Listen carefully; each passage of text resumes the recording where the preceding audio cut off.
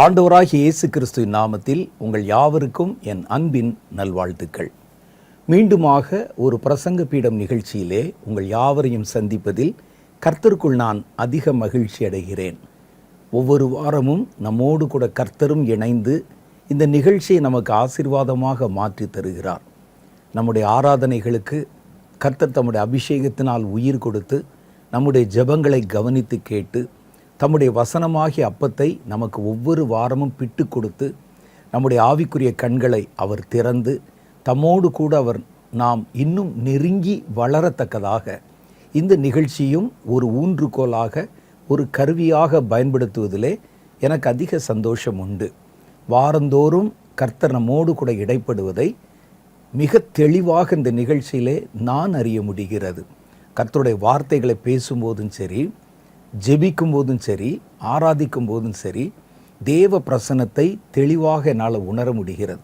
நான் ஒரு காரியத்தை சொல்லணும்னு நினச்சிட்டு எடுத்துகிட்டு வந்தாலும் சில சமயத்தில் பேசி கொண்டிருக்கும் போதே நான் மனதிலே வைத்திராத பல காரியங்களை கர்த்தருடைய ஆவியானவர் இடைப்பட்டு செய்தியின் வழியாக வெளிப்படுத்துவதை கேட்டு நானுமே பல சமயங்களில் ஆச்சரியம் அடைந்திருக்கிறேன்.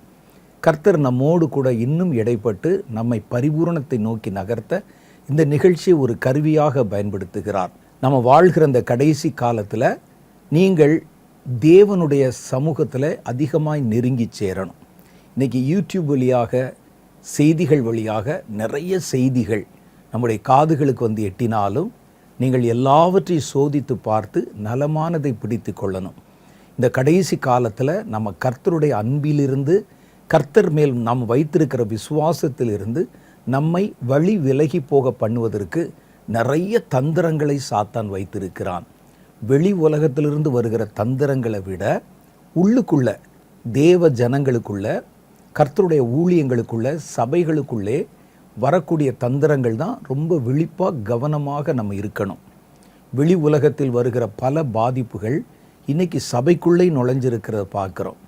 சபைக்குள்ளே அரசியல் வந்து விட்டது, சபைக்குள்ளே நிறைய பிரிவினைகள் வந்து விட்டது.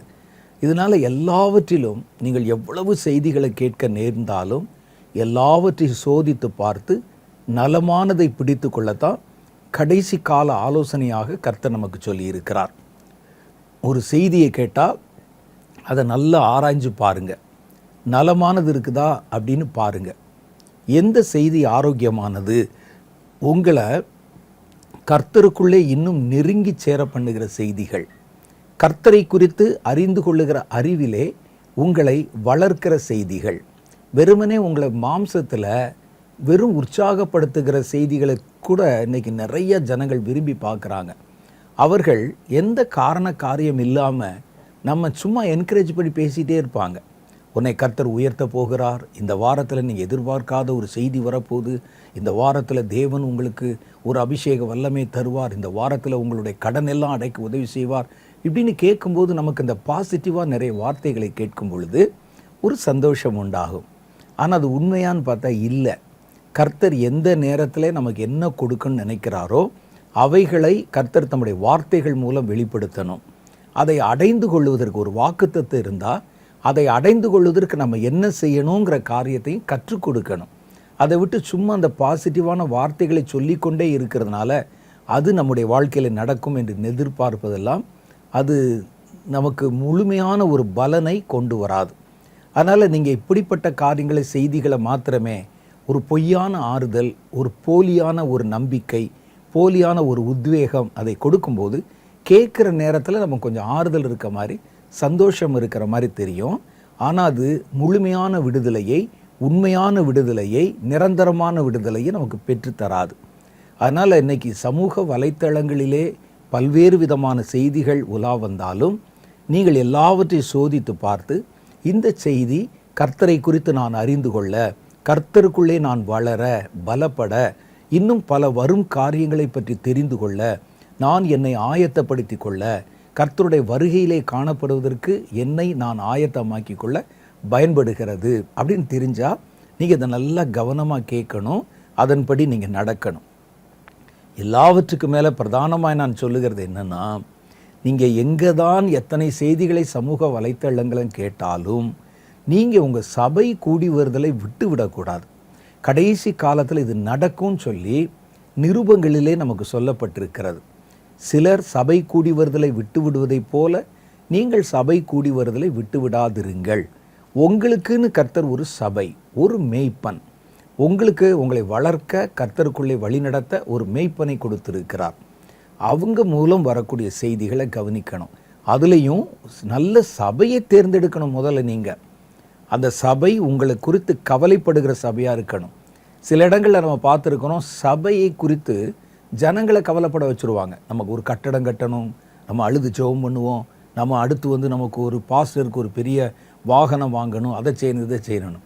சபை உங்களுடைய ஆவிக்குரிய வளர்ச்சியை குறித்தும் ஆவிக்குரிய காரியங்களை குறித்தும் சபை கவலைப்படுதான்னு பாருங்கள்.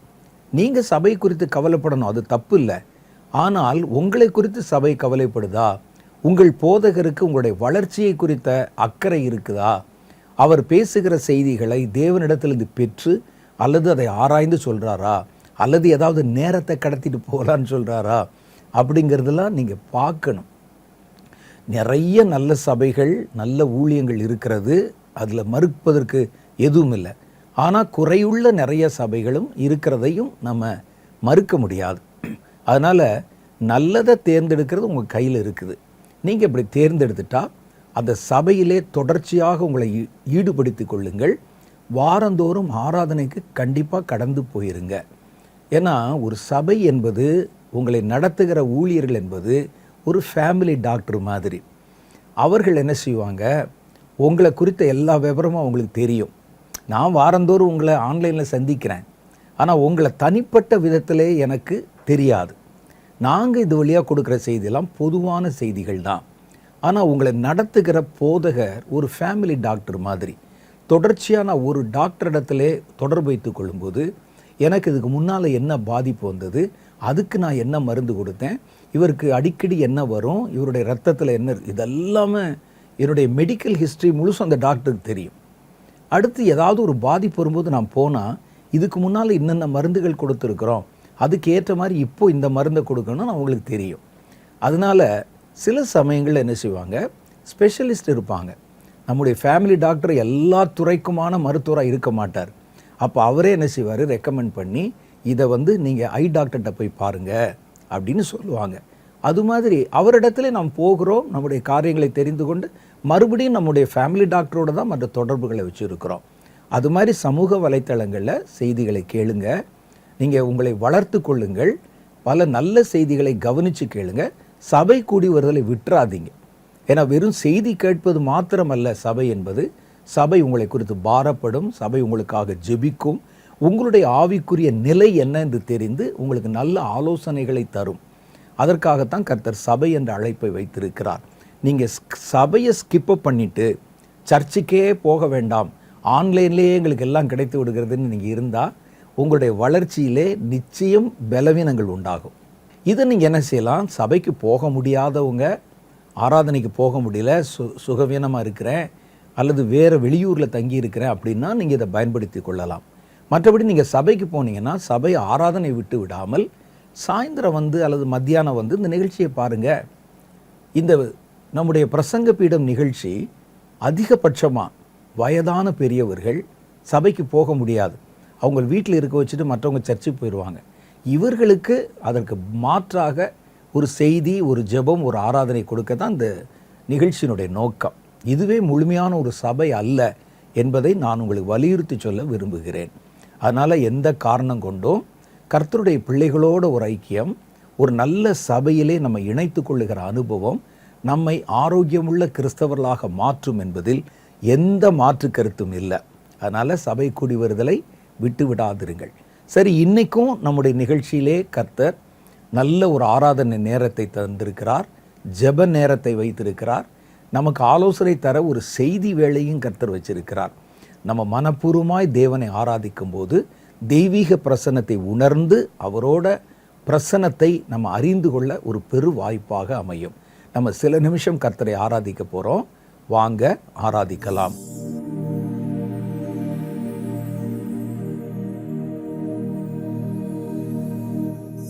स्तोत्रम् स्तोत्रम् स्तोत्रम्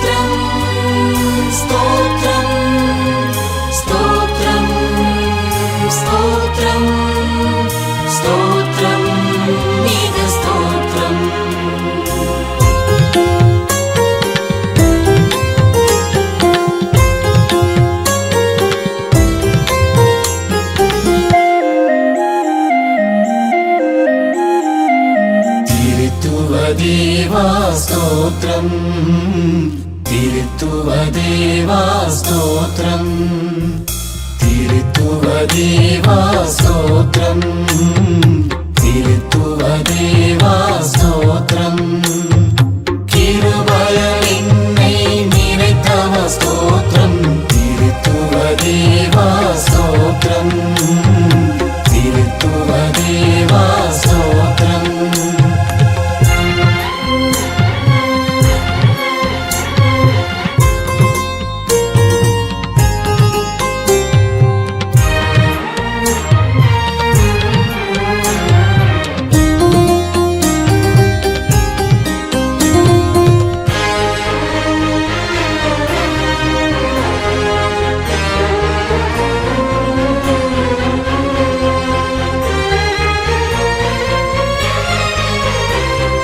வாடிய பயிரென நான் நின்ற வேளை அருள் மழையை பொழிந்தீர். வாடிய பயிரென நான் நின்ற வேளை அருள் மழையை பொழிந்தீர். தேடிய என்னை மீட்டிட உமது திருவுதிரம் சொரிந்தீர். தேடிய என்னை மீட்டிட உமது திருவுதிரம் சொரிந்தீர். திருத்துவ தேவா ஸ்தோத்ரம், திருத்துவ தேவா ஸ்தோத்ரம், கிருபையால் என்னை நிறைத்தவ ஸ்தோத்ரம், திருத்துவ தேவா ஸ்தோத்ரம், திருத்துவ தேவா ஸ்தோத்ரம்.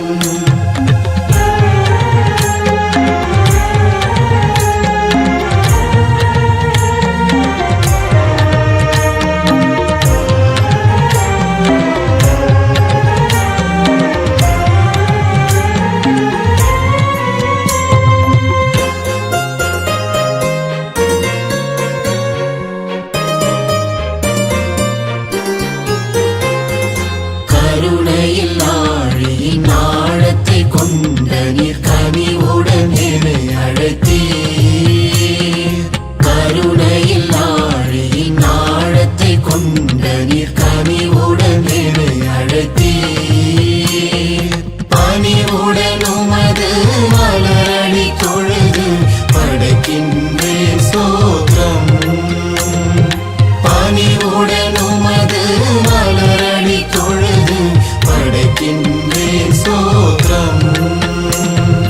திருத்துவ தேவா ஸ்தோத்திரம், திருத்துவ தேவா ஸ்தோத்திரம், கிருபையால் என்னை நிறைத்தவ ஸ்தோத்திரம், திருத்துவ தேவா ஸ்தோத்திரம், திருத்துவ தேவா ஸ்தோத்திரம்.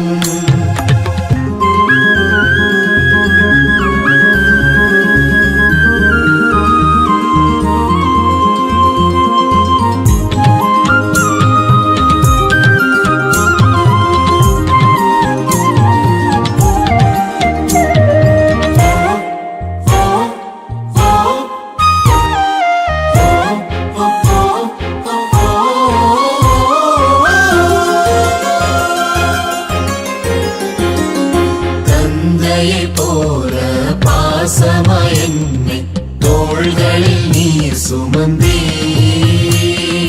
தந்தையை போல பாசமாய் என்னை தோள்களில் நீர் சுமந்தீர். உந்தனின் அன்பை நான் எண்ணினாலும் வந்தனைகள் புரிவேன். உந்தனின் அன்பை நான் எண்ணினாலும் வந்தனைகள் புரிவேன். திருத்துவ தேவா ஸ்தோத்ரம், திருத்துவ தேவா ஸ்தோத்ரம்,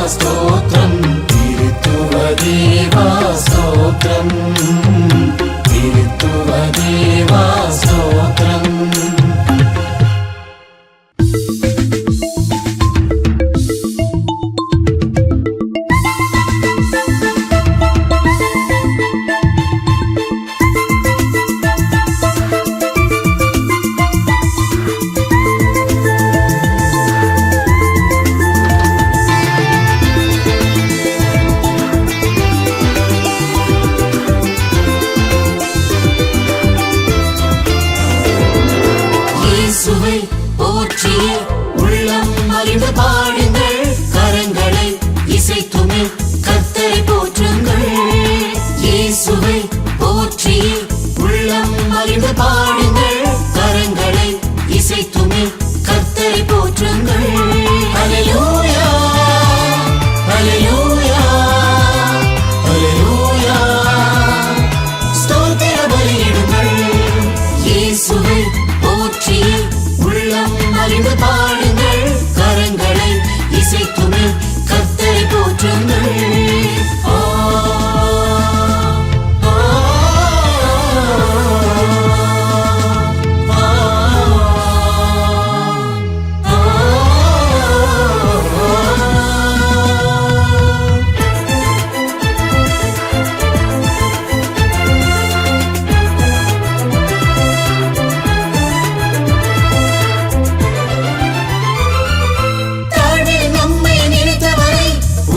பாடுங்கள், உன்னத மறையில் உயர்த்தினரை தாழ்ந்து பணியுங்கள். தாழ்வில் நம்மை நினைத்தவரை உயர்த்தி பாடுங்கள், உன்னத மறையில் உயர்த்தினரை தாழ்ந்து பணியுங்கள். துதிகள் செலுத்தி போற்றுங்கள், தூயரை வாழ்த்துங்கள். துதிகள் செலுத்தி போற்றுங்கள், தூயரை வாழ்த்துங்கள். அல்லேலூயா, அல்லேலூயா, அல்லேலூயா. ஸ்தோத்திர பலியிடுங்கள், இயேசுவை போற்றி உள்ளம் மகிழ்ந்து பாடுங்கள், கரங்களை இசைத்துமே கர்த்தரை போற்றுங்கள்.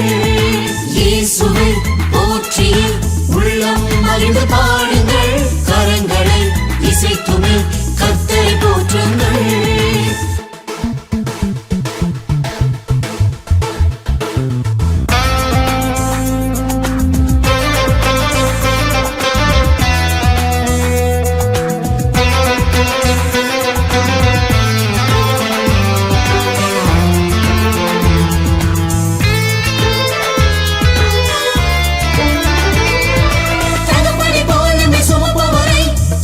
பாடுங்கள், நமக்காக யாவும் செய்பவரை நாளும் போற்றுங்கள்.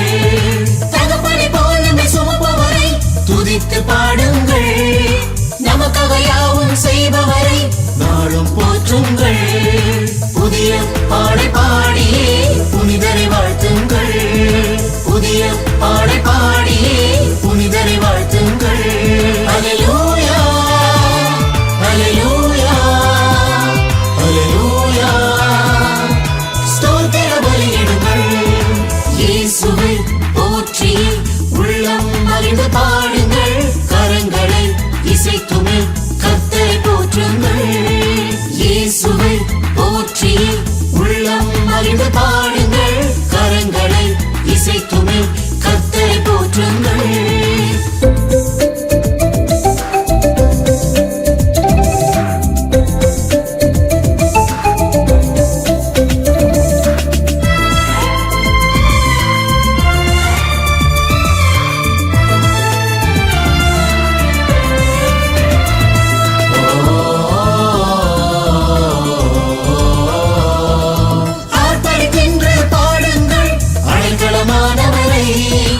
ஆனந்தமாக போற்றுங்கள், ஆவியானவரை ஆர்ப்பரிக்கின்று பாடுங்கள், அடைக்கலமானவரை ஆனந்தமாக போற்றுங்கள், ஆவியானவரை. அல்லேலூயா பாடி அவரை வாழ்த்துங்கள், அல்லேலூயா பாடி அவரை வாழ்த்துங்கள். அல்லேலூயா, அல்லேலூயா, அல்லேலூயா. ஸ்தோத்திர பலியிடுங்கள், இயேசுவை போற்றி உள்ளம் மகிழ்ந்து பாடுங்கள், கரங்களை இசைத்துமே கர்த்தரை போற்றுங்கள். இயேசுவை போற்றி உள்ளம் மகிழ்ந்து பாடுங்கள், கரங்களை இசைத்துமே கர்த்தரை போற்றுங்கள். அல்லேலூயா, அல்லேலூயா, அல்லேலூயா. ஸ்தோத்திர பலியிடுங்கள், இயேசுவை போற்றி உள்ளம் மகிழ்ந்து பாடுங்கள், கரங்களை இசைத்துமே கர்த்தரை போற்றுங்கள். நல்ல ஒரு ஆராதனை நேரத்தை கர்த்தர் கொடுத்தார். மனம் விட்டு தேவனுடைய பிள்ளைகளோடு ஆராதிக்கும் போது நமக்குடைய ஆவியிலே ஒரு உற்சாகமும், ஆவியிலே ஒரு பலனும், ஒரு விசுவாசத்தில் ஒரு உயிர்ப்பும் உண்டாகிறதை தெளிவாக நம்ம அறிய முடிகிறது. இந்த பலத்தோடு இப்போ நம்ம சில நிமிஷங்கள் கர்த்தர் நமக்கு வெளிப்படுத்தின சில காரியங்களின் அடிப்படையில் ஜெபம் பண்ண போகிறோம்.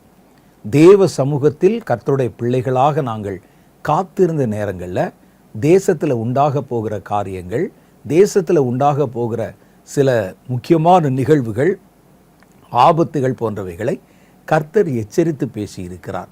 கர்த்தர் பேசுவதனுடைய நோக்கம் என்னன்னா, முதல் நோக்கம் நம்ம ஜெபம் பண்ணணும். அதுக்காக அந்த பிரச்சனையுடைய தாக்கம் வேகம் குறைக்கப்படும்படி அல்லது அந்த பிரச்சனையே தவிர்க்கப்படும்படிக்கு என்ன காரியத்தை கர்த்தர் வச்சிருக்கிறாரோ அதுக்காக நம்ம ஜெபம் பண்ணணும். அதுதான் அதனுடைய முதல் நோக்கம். ரெண்டாவது, அப்படி ஜெபம் பண்ணும்போது நம்ம தப்பித்து கொள்ளுகிறோம் அந்த பிரச்சனையில் சிக்காமல். அதற்காகத்தான் கர்த்தர் அந்த ஜெபிக்கும்படிக்கு நம்மை வற்புறுத்துகிறார். இப்போ கர்த்தர் பேசின சில தீர்க்க தரிசன வார்த்தைகளை வாசித்து உங்களுக்கு ஒரு சின்ன விளக்கம் சொல்லி ஜெப குறிப்புகளையும் உங்களுக்கு சொல்லுவாங்க. அவைகளுக்கு நீங்களும் இணைந்து ஜெபம் பண்ண வேண்டும். அப்படி ஜெபம் பண்ணும்போது நிச்சயமாகவே தேசத்தில் ஒரு பெரிய மாற்றத்தை பார்ப்பீர்கள். தேசத்தில் ஒருவேளை தீமையான காரியங்கள் நிகழ்ந்தால் கூட கர்த்தருடைய பாதுகாப்பு உங்களை பாதுகாப்பதை நீங்கள் தெளிவாக விளங்கிக் கொள்வீர்கள். இப்போ நம்ம சில காரியங்களுக்காக ஜெபிக்க போகிறோம். வாங்க ஜெபிக்கலாம்.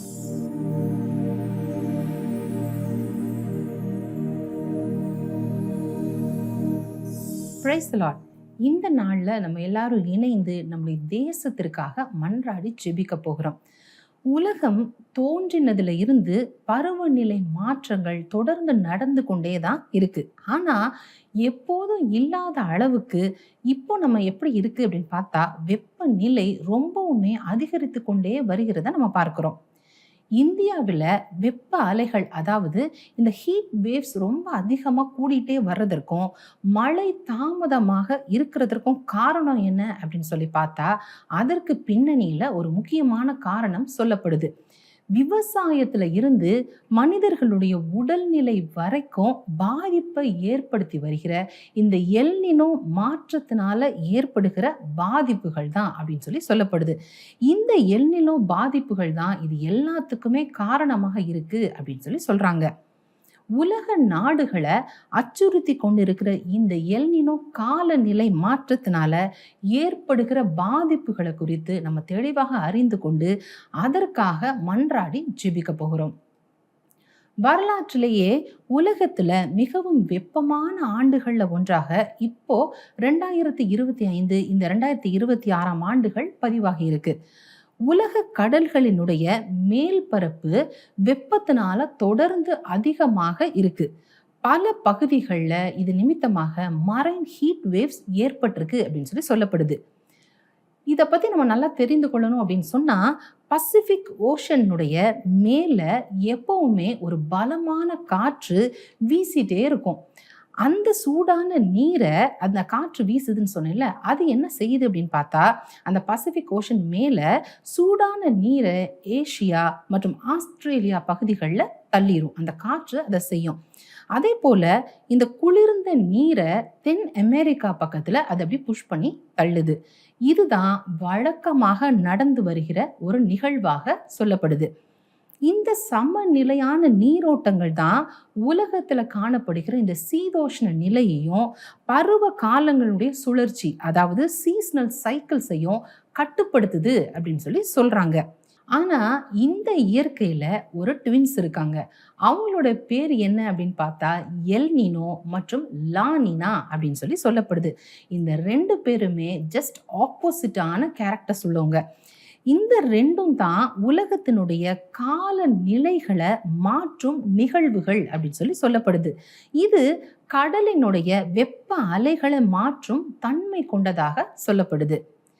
இப்போ இந்த எல்னினோனா என்ன, லானினானா என்ன அப்படின்னு சொல்லி ஷார்ட்டா நம்ம தெரிந்து கொள்ளணும் அப்படின்னு சொன்னா, எல்னினோ அப்படிங்கிறது கடுமையான வெப்பத்தை குறிக்குது. பசிபிக் ஓஷன்ல உருவாகிற ஒரு முக்கியமான காலநிலை மாற்ற நிகழ்வை தான் எல்னினோ அப்படின்னு சொல்லி சொல்றாங்க. அதாவது அதன் மேல பலமாக வீசுகிற காற்று என்ன ஆகும் அப்படின்னு சொன்னா, சடனா வலிமை குறைந்து ரொம்ப வீக்காக மாறுறதுனால சூடான நீர் என்ன நடக்குது அப்படின்னா பசிபிக் பெருங்கடல் அப்படி பரவ ஆரம்பிக்குது. இதனால கடலினுடைய மேற்பரப்பு வெப்பநிலை ரொம்ப அதிகரித்து கடல் ரொம்ப அதிகமாக அப்படின்னு சொன்னா அளவுக்கு மீறின நிலைமையில அது சூடாகுது. உலக நாடுகளினுடைய வானிலை அமைப்புல இதனால மிகப்பெரிய மாற்றங்களை அது ஏற்படுத்துது அப்படின்னு சொல்லப்படுது. லா நினானா என்ன அப்படின்னு சொன்னா மிகவும் குளிர்ச்சி, ஜஸ்ட் ஆப்போசிட்னு சொன்னேன்ல, அது மிகவும் குளிர்ச்சியான ஒரு காலநிலை மாற்றமாக இருக்கு. இங்க என்ன நடக்குது அப்படின்னு சொன்னா காற்று மிக வலிமையாக வீசும். அதாவது ரொம்ப ஸ்ட்ராங் விண்ட் இங்க இருக்கிறதுனால கடல்ல குளிர்ந்த நீர் மேலே எழும்பி வந்து கடல் அதிகமாக குளிர்ச்சியாகுது. அங்க ரொம்ப சூடாச்சு, இங்க ரொம்ப குளிர்ச்சியாகுது. இந்த 2 நிகழ்வுகளுமே, அதாவது எல்னினோ மற்றும் லானினா, இந்த 2 நிகழ்வுகளுமே ஒரே கால அமைப்பினுடைய 2 எதிரான நிலைகள், அதாவது ஜஸ்ட் ஆப்போசிட்டான ஒரு மாற்ற நிகழ்வுகள் அப்படின்னு சொல்லப்படுது. இதனால என்ன பாதிப்புகள் நம்முடைய தேசங்கள்ல இல்ல எல்லா இடத்துலயும் குளோபலி ஏற்படுது அப்படின்னு பார்த்தா, எல் நினோ உருவாச்சு அப்படின்னு சொன்னா உலக நாடுகள்ல வானிலை மொத்தமா மாறி உலகம் முழுவதையும் அது பாதிக்கும். என்ன நடக்கும் அப்படின்னு சொன்னா கிளைமேட்டிக் இம்பேலன்ஸ் எல்லா தேசங்கள்லயும் உருவாக ஆரம்பிக்கும். இந்தியாவில் அது எப்படி பாதிப்பை ஏற்படுத்தும் அப்படின்னு சொன்னா பருவ நிலை குறைந்து, அதாவது பருவ மழை குறைந்து கடுமையான வெப்பம் நம்ம பகுதிகளில் அதிகரிக்கும். வறட்சியும் தண்ணீர் பற்றாக்குறைகளும் உணவு தட்டுப்பாடு அதே போல பஞ்சம் இதெல்லாம் அதிகமா ஏற்படும். கடுமையான வெப்பத்தினால இரவு நேரங்கள்ல கூட, நைட்ஸ்ல கூட சூடு குறையாத ஒரு நிலை ஏற்படும். மின்சார தட்டுப்பாடு வந்து நம்முடைய இயல்பு வாழ்க்கை ஒட்டுமொத்தமாக அப்படி பாதிக்கிறத நம்ம பார்ப்போம். அதே நேரத்துல இங்க நமக்கு பயங்கர ஹீட் இருக்கிற அதே நேரத்துல அமெரிக்கா பகுதிகளில் அது எப்படி பாதிப்பு ஏற்படுத்துது அப்படின்னா அங்க கடுமையான மழை பொழிவு, வெள்ளம், புயல்கள் அப்படின்னு வேறு விதத்துல ஒரு பாதிப்பை ஏற்படுத்தும். ஆஸ்திரேலியா போன்ற சில நாடுகள்ல இது எப்படி பாதிப்பு ஏற்படுத்தும் அப்படின்னு சொன்னா வறட்சியும் காட்டு தீ ஏற்படுகிற அபாயங்களும் ஏற்படும். அதே நேரத்துல நான் சொன்னேன்ல 2 பாதிப்புகளும் ஏற்படணும். ஒரு பக்கம் காட்டு தீ, வறட்சி ஏற்படுற அதே நேரத்துல மழையும் அந்த இடத்துல அதிகரிக்கும், வெள்ளங்களும் புயல்களும் ஏற்படும் அப்படின்னு சொல்லப்படுது. மொத்தத்துல நம்ம பார்த்தோம் அப்படின்னு சொன்னா ஒரே நேரத்துல சில தேசங்கள்ல எக்ஸ்ட்ரீம் ஹீட்டும் அதே நேரத்துல சில தேசங்கள்ல ஹெவி ரெயின்ஃபால் அப்படின்னு 2 வித்தியாசமான கால நிகழ்வுகள் நடக்கும். இதுதான் இதனுடைய பாதிப்புகளாக சொல்லப்படுது. உலக வெப்பமயமாதல், அதாவது குளோபல் வார்மிங் அப்படிங்கிறது ஏற்கனவே பூமியை சூடாக்கிட்டே வருது. இது பல வருடங்களாக நடந்து கொண்டே வருகிற நிகழ்வுகள். இதுதான் ஒரு அடிப்படையான காரணம், ஒரு ரூட் ப்ராப்ளம், ஒரு கோர் ப்ராப்ளம்னு சொல்லுவோம்ல. இந்த குளோபல் வார்மிங் தான் ஒரு ரூட் ப்ராப்ளம் அப்படின்னே சொல்லப்படுது. மரங்களை வெட்டுறதுனால, டீஃபாரஸ்டேஷன், அதிகமா மரங்களை வெட்டுறதுனால ஆக்சிஜன் குறைஞ்சு வெப்பநிலை அப்படி அதிகரிக்குது. அது மட்டும் இல்ல, ஃபேக்டரியினுடைய கழிவுகளினால, பெட்ரோல் டீசலினுடைய எரிபொருட்கள் இருக்குல்ல, இதுல இருந்து வருகிற பொல்யூஷன்ஸ்னால இந்த வெப்பம் ரொம்பவுமே அதிகரிக்குது அப்படின்னு சொல்லப்படுது. இந்த குளோபல் வார்மிங் கூட எல்னினோ தாக்கமும் ஒன்றா சேரும் போது காலநிலை மாற்றத்தினுடைய தாக்கம் ரொம்ப தீவிரமாகி பெரிய பாதிப்புகளை நம்முடைய தேசங்கள்ல ஏற்படுத்துகிற காரியமாக அது முடியுது. மிக கடுமையான வெப்பம் அதிகரிக்கும், பனி பாறைகள்லாம் உருக ஆரம்பிக்கும். கிளேசியஸ்ன்னு சொல்றோம்ல, பல காலமாக இந்த ஆர்டிக், அண்டார்டிக் பகுதிகளெல்லாம் அப்படி உறைந்து போன நிலைமையில இருக்கு. ஆனா இப்படி வெப்பம் கூடுகிற பொழுது என்ன நடக்குது அப்படின்னு சொன்னா இந்த பனி பாறைகள்லாம் உருக ஆரம்பிக்கும். பனி பாறைகள் உருக ஆரம்பிச்சிச்சு அப்படின்னு சொன்னா சீ லெவல் என்ன ஆகும், இன்க்ரீஸ் ஆக ஆரம்பிக்கும். இதனால என்ன பாதிப்புகள் ஏற்படும் அப்படின்னு சொன்னா சில தீவுகளும் நிலப்பரப்புகளும் நீரில மூழ்கி அப்படி காணாமலே போயிடும்.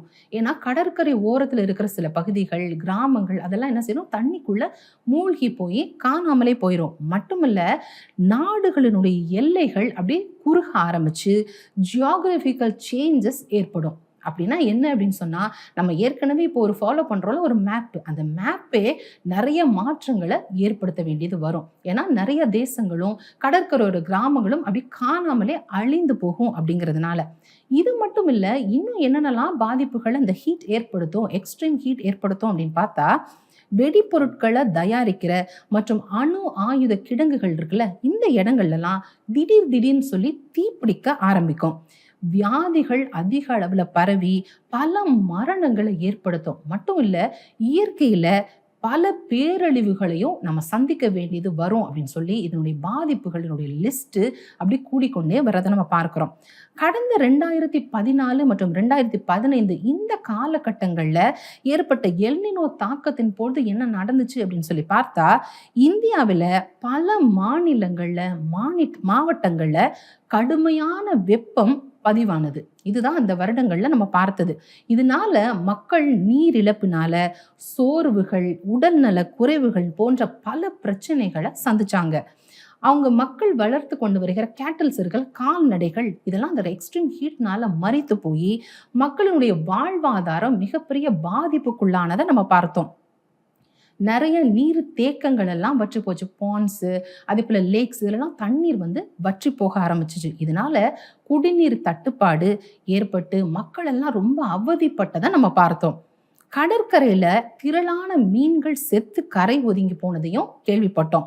காடுகள்ல திடீர்னு சொல்லி தீப்பிடிச்சு எரிஞ்ச நிறைய சம்பவங்களை நம்ம கேள்விப்பட்டோம்.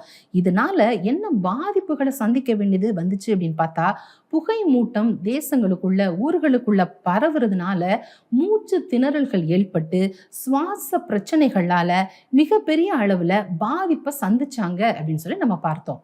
இந்திய வானிலை ஆய்வு மையம் இந்த ஆண்டினுடைய பிற்பகுதி, அதாவது அக்டோபர் மாதத்துல இருந்து வருகிற ஆண்டுல சூப்பர் எல் நினோ உருவாக போகுது அப்படின்னு சொல்லி இருக்கிறாங்க. இதனால என்ன பாதிப்புகள் ஏற்படும் அப்படின்னு சொன்னா, நாட்டினுடைய பல பகுதிகளில் வெப்பநிலை 42 இருந்து 47 வரைக்கும் கடுமையாக உயரும். அதாவது 47 டிகிரி செல்சியஸ் உயர்ந்து இருந்துச்சுன்னா அது எவ்வளவு கடுமையான வெப்பமாக இருக்கும் அப்படின்னு சொல்லி யோசிச்சு பார்க்கணும். இதுல குறிப்பாக வட இந்திய பகுதிகளிலையும் அதே போல மத்திய இந்திய மாநிலங்களான தெலுங்கானா, டெல்லி, ராஜஸ்தான் போன்ற பகுதிகளில் வெப்ப அலை ரொம்ப தீவிரமாக இருக்கும் அப்படின்னு சொல்லி ஒரு ரெட் அலர்ட்டும் கூட அங்க சொல்லப்பட்டிருக்கு. இதனால மனிதர்களுடைய உடல்நிலையில பல பாதிப்புகளை அவங்க சந்திக்க வேண்டியது வரும் அப்படின்னு சொல்லி எச்சரிக்கையோட சொல்லியிருக்கிறாங்க. அது மாத்திரமல்ல, திடீர்னு சொல்லி தூசி, மண் புயல்களும் உருவாகும் அப்படின்னு சொல்லப்படுது.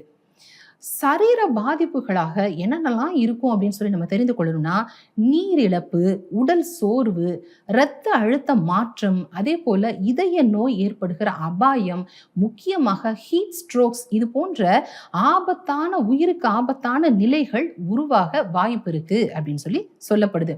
குறிப்பா முதியவர்களா இருக்கலாம், அதே போல குழந்தைகள் மற்றும் ஏற்கனவே உடல்நிலையில பாதிக்கப்பட்டிருக்கிற நபர்கள் ரொம்ப கவனத்தோடு இந்த காலகட்டத்துல இருக்கணும் அப்படின்னு சொல்லப்படுது. சாதாரணமாக நம்ம வெளியே போறதற்கும் பணி செய்வதற்குமே இந்த நாட்கள் ரொம்ப கடினமானதாக இருக்குமா. அது மாத்திரமில்ல, இது விவசாய துறையிலையும் கடுமையான பாதிப்புகளை ஏற்படுத்தும். நம்முடைய இந்திய தேசத்தின் விவசாயம் அப்படின்னு சொல்றது பெரும்பாலும் பருவ மழையை சார்ந்துதான் இருக்கு. மழை தாமதமாச்சு அப்படின்னு சொன்னா விவசாயத்துக்கு போதிய நீர் வரத்து இல்லாம விளைச்சல்கள்ல மிகப்பெரிய பாதிப்புகளை சந்திக்க வேண்டியது வரும்.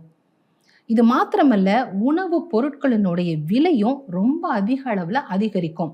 மீன்பிடி தொழில்ல கடுமையான வெப்பத்தினால மீன்கள் நிறைய செத்து போயிடும். இல்லைன்னா அந்த வெப்பம் தாங்க முடியாம கடலினுடைய ஆழமான பகுதிகளுக்கு மீன் போயிடுறதுனால மீனவர்கள் மீன் பிடிக்க ரொம்பவுமே கஷ்டப்படுவாங்க. அது நிமித்தமாக அவர்களுடைய வாழ்வாதாரம் அதிக அளவுல பாதிக்கப்படும்.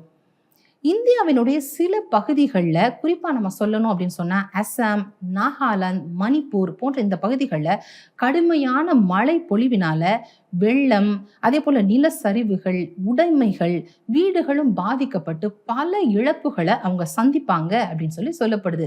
அது மாத்திரமல்ல, ஆந்திரா போன்ற சில பகுதிகளில் இந்த 2 நிலைகளுமே, அதாவது கடுமையான வெப்பமா இருக்கலாம், கடுமையான மழை பொழிவு அப்படின்னு சொல்லி இந்த 2 நிலைகளுமே ஒரே நேரத்துல இருக்குமா. அப்படின்னா காலை நேரத்துல, அதாவது பகல்ல கடுமையான வெயிலும், சாயந்தர நேரங்கள் அதே போல இரவு நேரங்கள்ல பார்த்தோம் அப்படின்னு சொன்னா கடுமையான மழை பொழிவு, திடீர்னு சொல்லி புயலும் பாதிப்புகளை ஏற்படுத்தும். இதுவரைக்கும் நடந்த எல்னினோ பாதிப்புகள் அப்படின்னு சொல்ற எல்லாமே ஜஸ்ட் ஒரு சாம்பிள் தான். இந்த கடைசி நாட்கள்ல ஏற்பட போகிற பாதிப்புகள் தான் ரொம்ப தீவிரமாக இருக்கும் அப்படின்னு சொல்லி வேதத்துல சொல்லப்பட்டிருக்கிறத நம்ம பார்க்கிறோம். வெளிப்படுத்தல் 16ஆம் அதிகாரத்துல நம்ம பார்த்தோம் அப்படின்னு சொன்னா, மிகுந்த உஷ்ணத்தினால் தகிக்கப்பட்டு அப்படின்னு சொல்லி எழுதப்பட்டிருக்கிறத நம்ம பார்க்கிறோம். அதே போல மத்தேயு 24ஆம் அதிகாரத்துல பஞ்சங்களும் கொள்ளை நோய்களும் இன்னும் பல தீமைகளும் தேசத்தினுடைய எல்லா இடங்களிலையும் உண்டாகும் அப்படின்னு சொல்லி எழுதப்பட்டிருக்கு.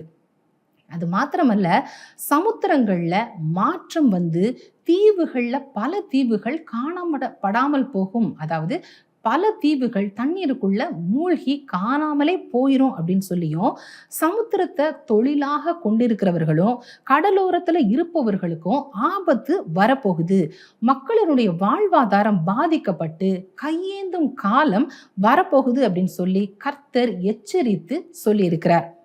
எல்னினோ அப்படிங்கிறது ஒரு சாதாரண வானிலை மாற்றம் மட்டும் இல்ல, ஒரு பிரச்சனை மட்டும் இல்ல. இந்த எல்னினோ அப்படிங்கிறது ஒன்றோட ஒன்று பல பிரச்சனைகளை கொண்டிருக்கு. ஒரு செயின் ரியாக்ஷன் மாதிரி அப்படின்னு சொல்லி சொல்ல முடியும். மனிதர்களுடைய வாழ்க்கை, ஆரோக்கியம், விவசாயம், தண்ணீர், அதே போல பொருளாதாரம், சுற்றுச்சூழல் அப்படின்னு சொல்லி இது அனைத்தையுமே ஒரே நேரத்துல பாதிக்கக்கூடிய உலகளாவிய சவாலாக இந்த எல்னினோ மாறி இருக்கிறத நம்ம பார்க்கிறோம். இயற்கையும் சார்ந்த எல்லாவற்றையும் ஒரு மனிதனாலும் கட்டுப்படுத்தவே முடியாது. இயற்கை தேவனுடைய கரத்துல, அவருடைய கட்டுப்பாட்டுல தான் இருக்கு. அவர் ஒரு வார்த்தை சொல்ல வானமும் பூமியும் சிருஷ்டிக்கப்பட்டது. அவர் ஒரு வார்த்தை சொல்ல காற்றும் கடலும் அவருக்கு கீழ்ப்படிஞ்சிச்சு. காரணம் என்ன அப்படின்னா, அவர் தான் கிரியேட்டர், அவர் தான் சிருஷ்டித்தவர் அப்படின்னு சொல்லி நம்ம பார்க்கிறோம். அவருடைய வார்த்தைக்கு மட்டும்தான் எல்லாவற்றையும் அடக்குகிற, கீழ்ப்படுத்துகிற பவர் இருக்கு. தமது வல்லமையுள்ள வார்த்தையின் மூலமாக தேவன் படைத்த இந்த உலகத்தை கட்டுப்படுத்தவும், அடக்கவும், மாற்றவும் தேவன் ஒருவரால் மட்டும்தான் சாத்தியமாக இருக்கு. அந்த வல்லமையும் அதிகாரமும் படைத்த அவர் கரங்கள்ல மட்டும்தான் இருக்கு. அப்படிங்கிறதுனால இது எல்லா பிரச்சனைகளுக்கும் தேவனே தீர்வாக இருக்கிறார் அப்படிங்கிறத நம்ம உணர்ந்து அவரிடத்துல நம்ம ஜெபிக்க வேண்டியது அவசியம். ஏன்னா இதற்கான தீர்வை கர்த்தர் மட்டும்தான் கொடுக்க முடியும். சொல்லப்படுகிற எந்த தீமைகளும் சேதங்களும் நம்முடைய தேசத்தையும் நம்முடைய குடும்பத்தையும் தொடக்கூடாது. தேவனாகிய கர்த்தர் நமக்கு கிருபை செய்யணும் அப்படின்னு சொல்லி தேவனுடைய பாதுகாப்பிற்காக அவருடைய செட்டையின் மறைவிலை மறைத்து நம்மை பாதுகாத்து கொள்ளணுங்கிறதுக்காக மன்றாடி நம்ம ஜெபிக்கணும். தேவ இரக்கம் நம் தேசத்தின் மேல கடந்து வரணும் அப்படிங்கிறதுக்காக இந்த வேளையில நம்ம எல்லாரும் இணைந்து ஜெபிக்கலாம் வாங்க. முதலாவதாக நம்ம ஜெபிக்க போற காரியம் எதற்காக அப்படின்னு சொன்னா, இந்த எல்னினோ பாதிப்புகளினால ஒரு பக்கம் கடுமையான வெப்பம் அதிகரித்து நிறைய மரணங்களும் நிறைய வியாதிகளும் உடல் நல குறைபாடுகளும் ஏற்படும் அப்படின்னு சொல்லி சொல்லப்படுது. தேவன் தாமே எந்த ஒரு தீமையும் நம்முடைய குடும்பத்தை நம்மை தொடாதபடிக்கு அவருடைய செட்டைக்குள்ளாக மறைத்து பாதுகாத்து கொள்ளணும். ஆறுகள், ஏரிகள், குளங்கள்ல தண்ணீர் வற்றி போய் மக்களினுடைய வாழ்வாதாரம் பாதிக்கப்படக்கூடாது. மழை காலத்துல சரியான அளவுல மழை பெய்து நிலத்தடி நீர் உயர்ந்து மக்களுக்கு போதுமான தண்ணீர் வசதி கிடைக்கணுங்கிறதுக்காகவும் போதுமான மின்சார வசதி கிடைக்கணுங்கிறதுக்காக நம்ம மன்றாடி ஜெபிக்கணும். அதே போல பனிப்பாறைகள் உருகி தீவுகள் காணாமல் போகிற நிலையும், அதே போல வறட்சி, தண்ணீர் பற்றாக்குறை, பஞ்சங்கள் இது எல்லாம் தடுக்கப்படணுங்கிறதுக்காக பாரத்தோடு ஜெபிப்போம். பரிசுத்தமுள்ள நல்ல தகப்பனே, அப்பா உன்னதமானவரே, இந்த வேளையிலும் கூட எல்னினோவினால ஆண்டவரே அப்பா பெருகி வருகிற பாதிப்புகளுக்காக உங்களை நோக்கி நாங்கள் பார்க்கிறோம் ஆண்டவரே. அப்பா இது நிமித்து பெறுகிற இந்த வெப்பநிலையினால அப்பா எங்கள் தேசங்கள் தோறும் பல கொடிய வியாதிகளும் பல குறைபாடுகளும் அதை அதிகரித்து கொண்டே வருகிறது ஆண்டவரே. அது மாத்திரம் இல்லாதபடி பெரியவர்கள் சிறு பிள்ளைகளுடைய மரணங்கள் கூட அது பெருகி வருகிறத நாங்கள் கேள்விப்படுகிறோமே ஆண்டவரே. கர்த்தர் ஒரு விஷயம் கூட இப்படிப்பட்ட தீமை நின்று எங்கள் தேசத்தை பாதுகாத்துக் கொள்வீராக. இந்த வெப்பநிலை அதிகரிப்பது நிமித்தம் ஆண்டவரே அப்பா இப்படிப்பட்ட மரணங்கள் ஏற்படாதபடிக்கு, ஜனங்கள் பாதிக்கப்படாதபடிக்கு கர்த்தர் நீங்க காத்துக்கொள்ளும்படிக்காக நாங்கள் ஒப்பு கொடுக்கிறோம் ஆண்டவரே. அப்பா அது மாத்திரம் இல்லாதபடி எங்க இயற்கையை கூட உங்க கருத்துல நாங்கள் ஒப்பு கொடுக்கிறோம். எங்க இயற்கையில ஆண்டவரே இந்த வெப்பநிலை அதிகரிப்பது நிமித்தம் ஆறுகளும் குளங்களும் ஏரிகளும் கூட அது தண்ணீர்கள் வற்றி போவதும் ஆண்டவரே வறட்சியான சூழ்நிலைகள் அது பெருகி கொண்டே இருக்கு ஆண்டவரே. கர்த்தர் இப்படிப்பட்ட நிலைகள் எல்லாம் மாற்றி எங்க தேசத்துக்கு தேவையான நல்ல மழை பொழிவை கர்த்தர் கட்டளையிடுவீராக. எங்க தேசம் அது ஆசீர்வதிக்கப்படுவதாக ஆண்டவரே. மின்சார பற்றாக்குறைகளோ தண்ணீர் பற்றாக்குறைகளோ எங்க தேசத்துல வராதபடிக்கு கர்த்தர் நீங்க காத்துக்கொள்ளுங்க ஆண்டவரே. பனிப்பாறைகள் உருகுவதும் தீவுகள் காணாமற் போவதுமான நிலைகள் மாறவும் வறட்சியினால் பஞ்சங்கள் ஏற்பட்டு விடாதபடிக்கும் கர்த்தர் நீங்க காத்துக்கொள்ளுங்க ஆண்டவரே. உங்க கரத்துல எங்க தேசங்களை நாங்க ஒப்பு கொடுத்து ஜெபிக்கிறோம். மீட்பர் இயேசு கிறிஸ்துவின் நாமத்தினாலே ஜெபிக்கிறோம் நல்ல பிதாவே, ஆமென். இரண்டாவதாக நம்ம ஜெபிக்க போற காரியம் எதற்காக அப்படின்னு சொன்னா, எல்னினோ பாதிப்புகளினால மற்றொரு புறம் கடுமையான மழை பொழிவும் வெள்ளமும் ஏற்பட்டு மக்கள் இடம்பெயர வேண்டிய நிலை வரக்கூடாது. பாதிக்கப்பட்டவர்களுக்கு உடனடியான உதவிகளும் தங்கும் இடங்களும் கொடுக்கணுங்கிறதற்காக நம்ம மன்றாடி ஜெபிக்கணும். வெள்ளத்திற்கு பிறகு நோய்கள் தேசங்கள்ல கிராமங்களுக்குள்ள பரவாதிருக்கவும் மக்கள் ஆரோக்கியமாக வாழவும் நம்ம ஜெபிக்கணும். அதே போல கடுமையான மழை வெள்ளத்தினால விவசாய பயிர்கள் சேதமடைந்து விவசாயிகள் நஷ்டப்படாதிருக்கவும் பள்ளிகள் மருத்துவமனைகள் போன்ற அத்தியாவசிய சேவைகள் தாமதமின்றி சரியாக செயல்படணுங்கிறதற்காகவும் இணைந்து ஜெபிப்போம். கர்த்தராகிய தேவனே, எல்னினோ பாதிப்புகளுக்காக நாங்கள் ஜெபிக்கிறோம் ஆண்டவரே. ஒரு புறம் ஆண்டவரே கடுமையான மழையினாலும் ஆண்டவரே அதனால் உண்டாகிற பலத்த வெள்ளங்களினாலும் ஆண்டவரே பாதிக்கப்படுகிற ஜனங்களை தேவனுடைய கரத்துல நாங்கள் ஒப்பு கொடுத்து நாங்கள் ஜெபிக்கிறோம் ஆண்டவரே. அதனால தங்களுடைய வசிப்பிடங்களை இழக்குகிற சூழ்நிலை வராதபடிக்கு ஆண்டவரே, இடம்பெயர்கிற சூழ்நிலைகள் வராதபடிக்கு கர்த்தர் காத்துக்கொள்வீராக. பாதிக்கப்பட்ட ஜனங்களுக்காய் நாங்கள் ஜெபிக்கிறோம் ஆண்டவரே. அவர்களுக்கு இடம் கிடைக்கவும் உதவிகள் கிடைக்கவும் அரசாங்கங்கள் ஆண்டவரை ஏற்ற உதவிகளை செய்யத்தக்க ஞானத்தை அவர்களுக்கு கர்த்தர் கொடுக்கும்படிக்காகவும் நாங்கள் ஜெபிக்கிறோம் அப்பா. ஆண்டவரே தகப்பனே, அது போல வியாதிகள் பரவாதபடிக்கு பலத்த வெள்ளங்கள் வரும்போது அதனால் வருகிற வியாதிகள் பரவாதபடிக்கு கர்த்தர் தடுப்பீராக ஆண்டவரே. ஜனங்களுக்கு நல்ல சுகபலன் ஆரோக்கியத்தை கர்த்தர் கொடுக்கும்படிக்காக நாங்கள் ஜெபிக்கிறோம் ஆண்டவரே. அது போல ஆண்டவரே விவசாயிகளுக்காக நாங்கள் ஜெபிக்கிறோம். இந்த வெள்ளங்களினால ஆண்டவரே விவசாயிகள் நஷ்டம் அடையாதபடிக்கு பயிர்கள் சேதம் அடையாதபடிக்கு கர்த்தர் காப்பீராக ஆண்டவரே. அப்பா தகப்பனே, அது போல ஆண்டவரே அந்த பகுதிகளில் வசிக்கிற ஜனங்களுடைய அத்தியாவசிய தேவைகள் சந்திக்கப்படணுமே ஆண்டவரே. அப்பா ஆண்டவரே தகப்பனே, பள்ளிகள் மருத்துவமனைகள் சரியாக இயங்க ஆண்டவரே, அது நிமித்தமாக ஆண்டவரே ஜனங்களுடைய எல்லா தேவைகளும் சந்திக்கப்படவும் அது போல இப்படிப்பட்ட பலத்த ஆபத்துகள் தீமைகள் வராதபடிக்கு ஜனங்களை காத்து கொள்ளவும் கர்த்தருடைய வல்லமை உள்ள கரத்துல ஒப்பு கொடுத்து ஜெபிக்கிறோம். இயேசு கிறிஸ்துவின் நாமத்தினாலே ஜெபிக்கிறோம் எங்கள் நல்ல பிதாவே, ஆமேன் ஆமேன். நல்ல ஒரு ஜெப நேரத்தை கர்த்தர் நமக்கு ஏற்படுத்தி கொடுத்தார். நம்ம ஜெபிக்க ஜெபிக்க ஜெபிக்க நம்முடைய வாழ்க்கையிலே ஒரு மாற்றம் உண்டாகிறது. தேசத்திலையும் நம்மை சுற்றி இருக்கிற சூழ்நிலைகளையும் மாற்றம் உண்டாகிறது. இதை தெளிவாக நம்ம விளங்கி கொள்ள முடியும். அப்போ கர்த்தரிடத்திலே நமக்கு நேரம் கிடைக்கும் போதெல்லாம் ஜெபம் பண்ணணும். நம்முடைய தனி ஜெபங்களில் குடும்ப ஜெபங்களில் ஒருவேளை உங்கள் குடும்பத்தில் ஜெபம் இல்லாவிட்டால் குடும்ப ஜெபத்தை நீங்கள் உடனடியாக ஏற்பாடு செய்யணும். எந்த நேரத்தில் குடும்பத்தில் இருக்கிற எல்லா உறுப்பினர்களும் வீட்டில் இருப்பாங்களோ அந்த நேரத்தை நீங்கள் குடும்ப ஜெப நேரத்திற்காக ஒதுக்கி வைத்து கொள்ளணும். ஒருவேளை அதிகாலை நேரமாக இருக்கலாம், அல்லது இரவிலே தூங்க போகிறதுக்கு முன்னால் நாங்கள் எல்லாம் அசம்பிள் ஆயிடுவோம் அப்படின்னு சொன்னால் நீங்கள் கூடி ஜெபம் பண்ணலாம். ஒருவேளை உங்கள் வீட்டில் யாராவது இந்த ஜெபத்தில் நம்பிக்கை இல்லாதவங்க ரட்சிக்கப்படாதவங்க இருந்தால் நான் வர முடியாதுன்னு சொன்னால் நீங்கள் அவங்களோட தர்க்கம் பண்ணலாம் வேண்டாம். நீங்கள் யாரெல்லாம் கர்த்தரை விசுவாசிக்கிறீங்களோ நீங்கள் குடும்ப ஜெபத்தில் நீங்கள் ஈடுபடுங்க. உங்கள் ஜெபம் சீக்கிரமே அவர்களையும் மாற்றி கொண்டு வருவதை நீங்கள் பார்ப்பீங்க. சண்டை போட்டு இந்த ஜெப நேரத்தில் அவர்களுக்கு 2 சாப வார்த்தை கொடுத்து அவ்வளோதான் வருகிற அலையில் நீ நாசமாக போயிடுவா அப்படிலாம் பேசி அப்புறம் நீங்கள் ஜெபம் பண்ண போனீங்கன்னா அந்த ஜெபத்தில் ஒரு நல்ல பலனை பார்க்க முடியாது. அப்போ குடும்ப ஜெபம் என்பது ரொம்ப முக்கியம். குழு ஜெபங்கள், உங்கள் சபையில் குழுக்கள் இருக்குதா, அல்லது உங்கள் வீட்டில் கூடி ஜெபம் பண்ணுற உங்கள் நண்பர்கள் வந்து ஜெபம் பண்ணுறாங்களா, அதுலேயும் இந்த காரியங்களை வைத்து நீங்கள் தொடர்ந்து ஜெபம் பண்ண வேண்டும். ஜெபிக்க ஜெபிக்கத்தான் நிறைய மாற்றங்களை நம்மால் பார்க்க முடியும்.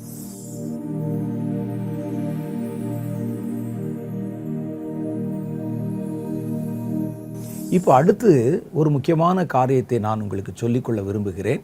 கர்த்தருடைய செய்திக்கு போகிறதுக்கு முன்னால் மாதந்தோறும் 2வது சனிக்கிழமைகளில் ராமநாதபுரத்தில் நம்முடைய ஊழியத்தினுடைய தலைமையகம் ராமநாதபுரத்தில் இருக்கிற நம்முடைய தீர்க்க தரிசன சென்டர் மையத்தில் உபவாச ஜெபம் நடைபெறுகிறது.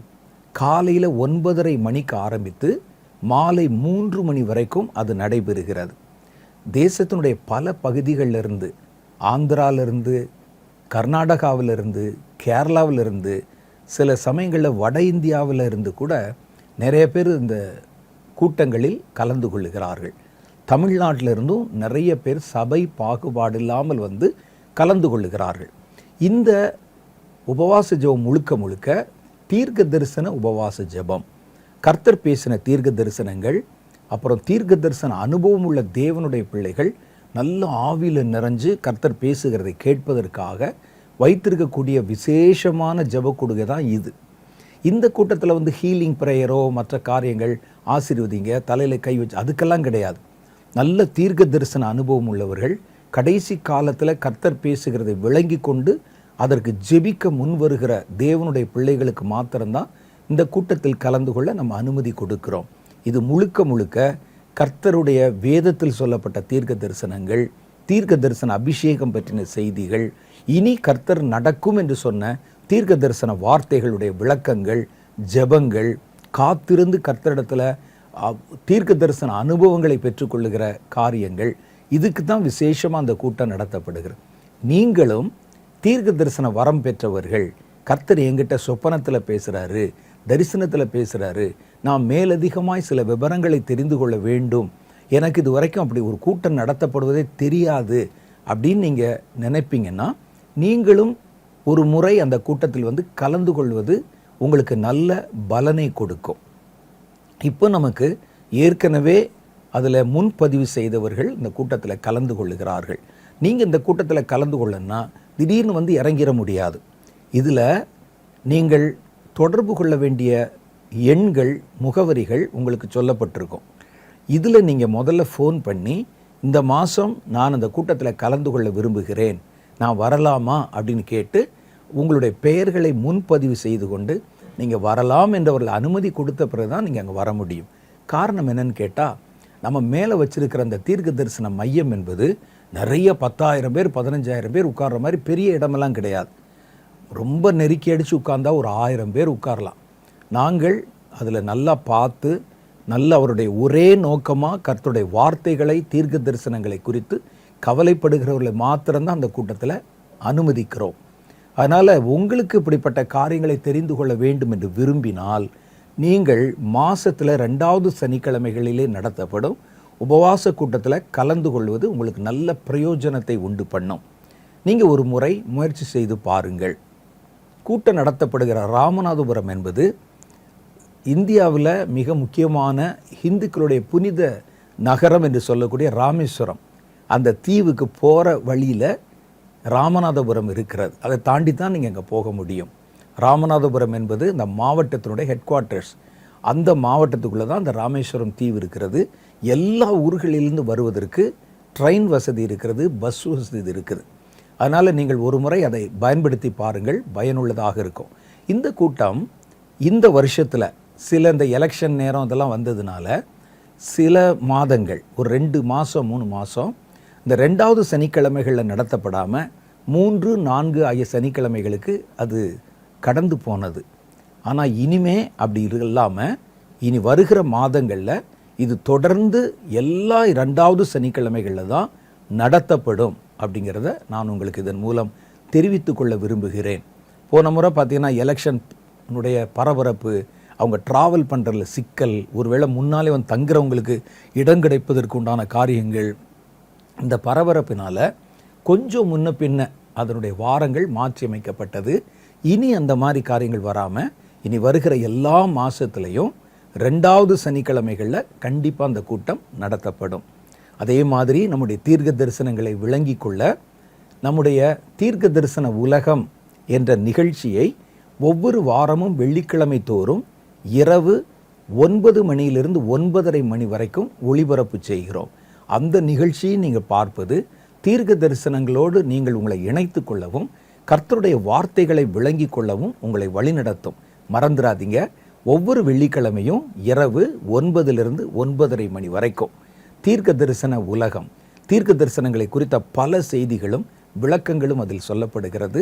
நான் தான் பேசுகிறேன். அதனால் நீங்கள் தவறாமல் மறக்காமல் அதை கேளுங்கள். மாத்திரல்ல, நம்முடைய யூடியூப் சேனல் இருக்கிறது. நம்முடைய நிகழ்ச்சிகள் என் பேரில் வின்சென்ட் செல்வகுமார் என்ற பேரில் நீங்கள் போனீங்கன்னா யூடியூப் சேனல் இருக்குது. அந்த யூடியூப் சேனலை நீங்கள் சப்ஸ்கிரைப் பண்ணிக்கொள்வது நல்லது. நிறைய பேர் இந்த நிகழ்ச்சிகளை பார்க்குறாங்க, ஆனால் சப்ஸ்கிரைப் பண்ணுவது இல்லை. நீங்கள் அதை சப்ஸ்கிரைப் பண்ணி கொண்டால் உங்களுக்கு நோட்டிஃபிகேஷன் வரும். இந்த வாரம் இந்த நிகழ்ச்சி வருது, இந்த நிகழ்ச்சியை பாருங்கன்னு வரும். நீங்கள் அதை பார்ப்பதற்கும் நீங்கள் அதை கவனிப்பதற்கும் தொடர்ந்து எங்களோடு இணைப்பில் இருப்பதற்கும் உதவியாக இருக்கும். நீங்களும் பாருங்க, மற்றவர்களுக்கும் சொல்லுங்க.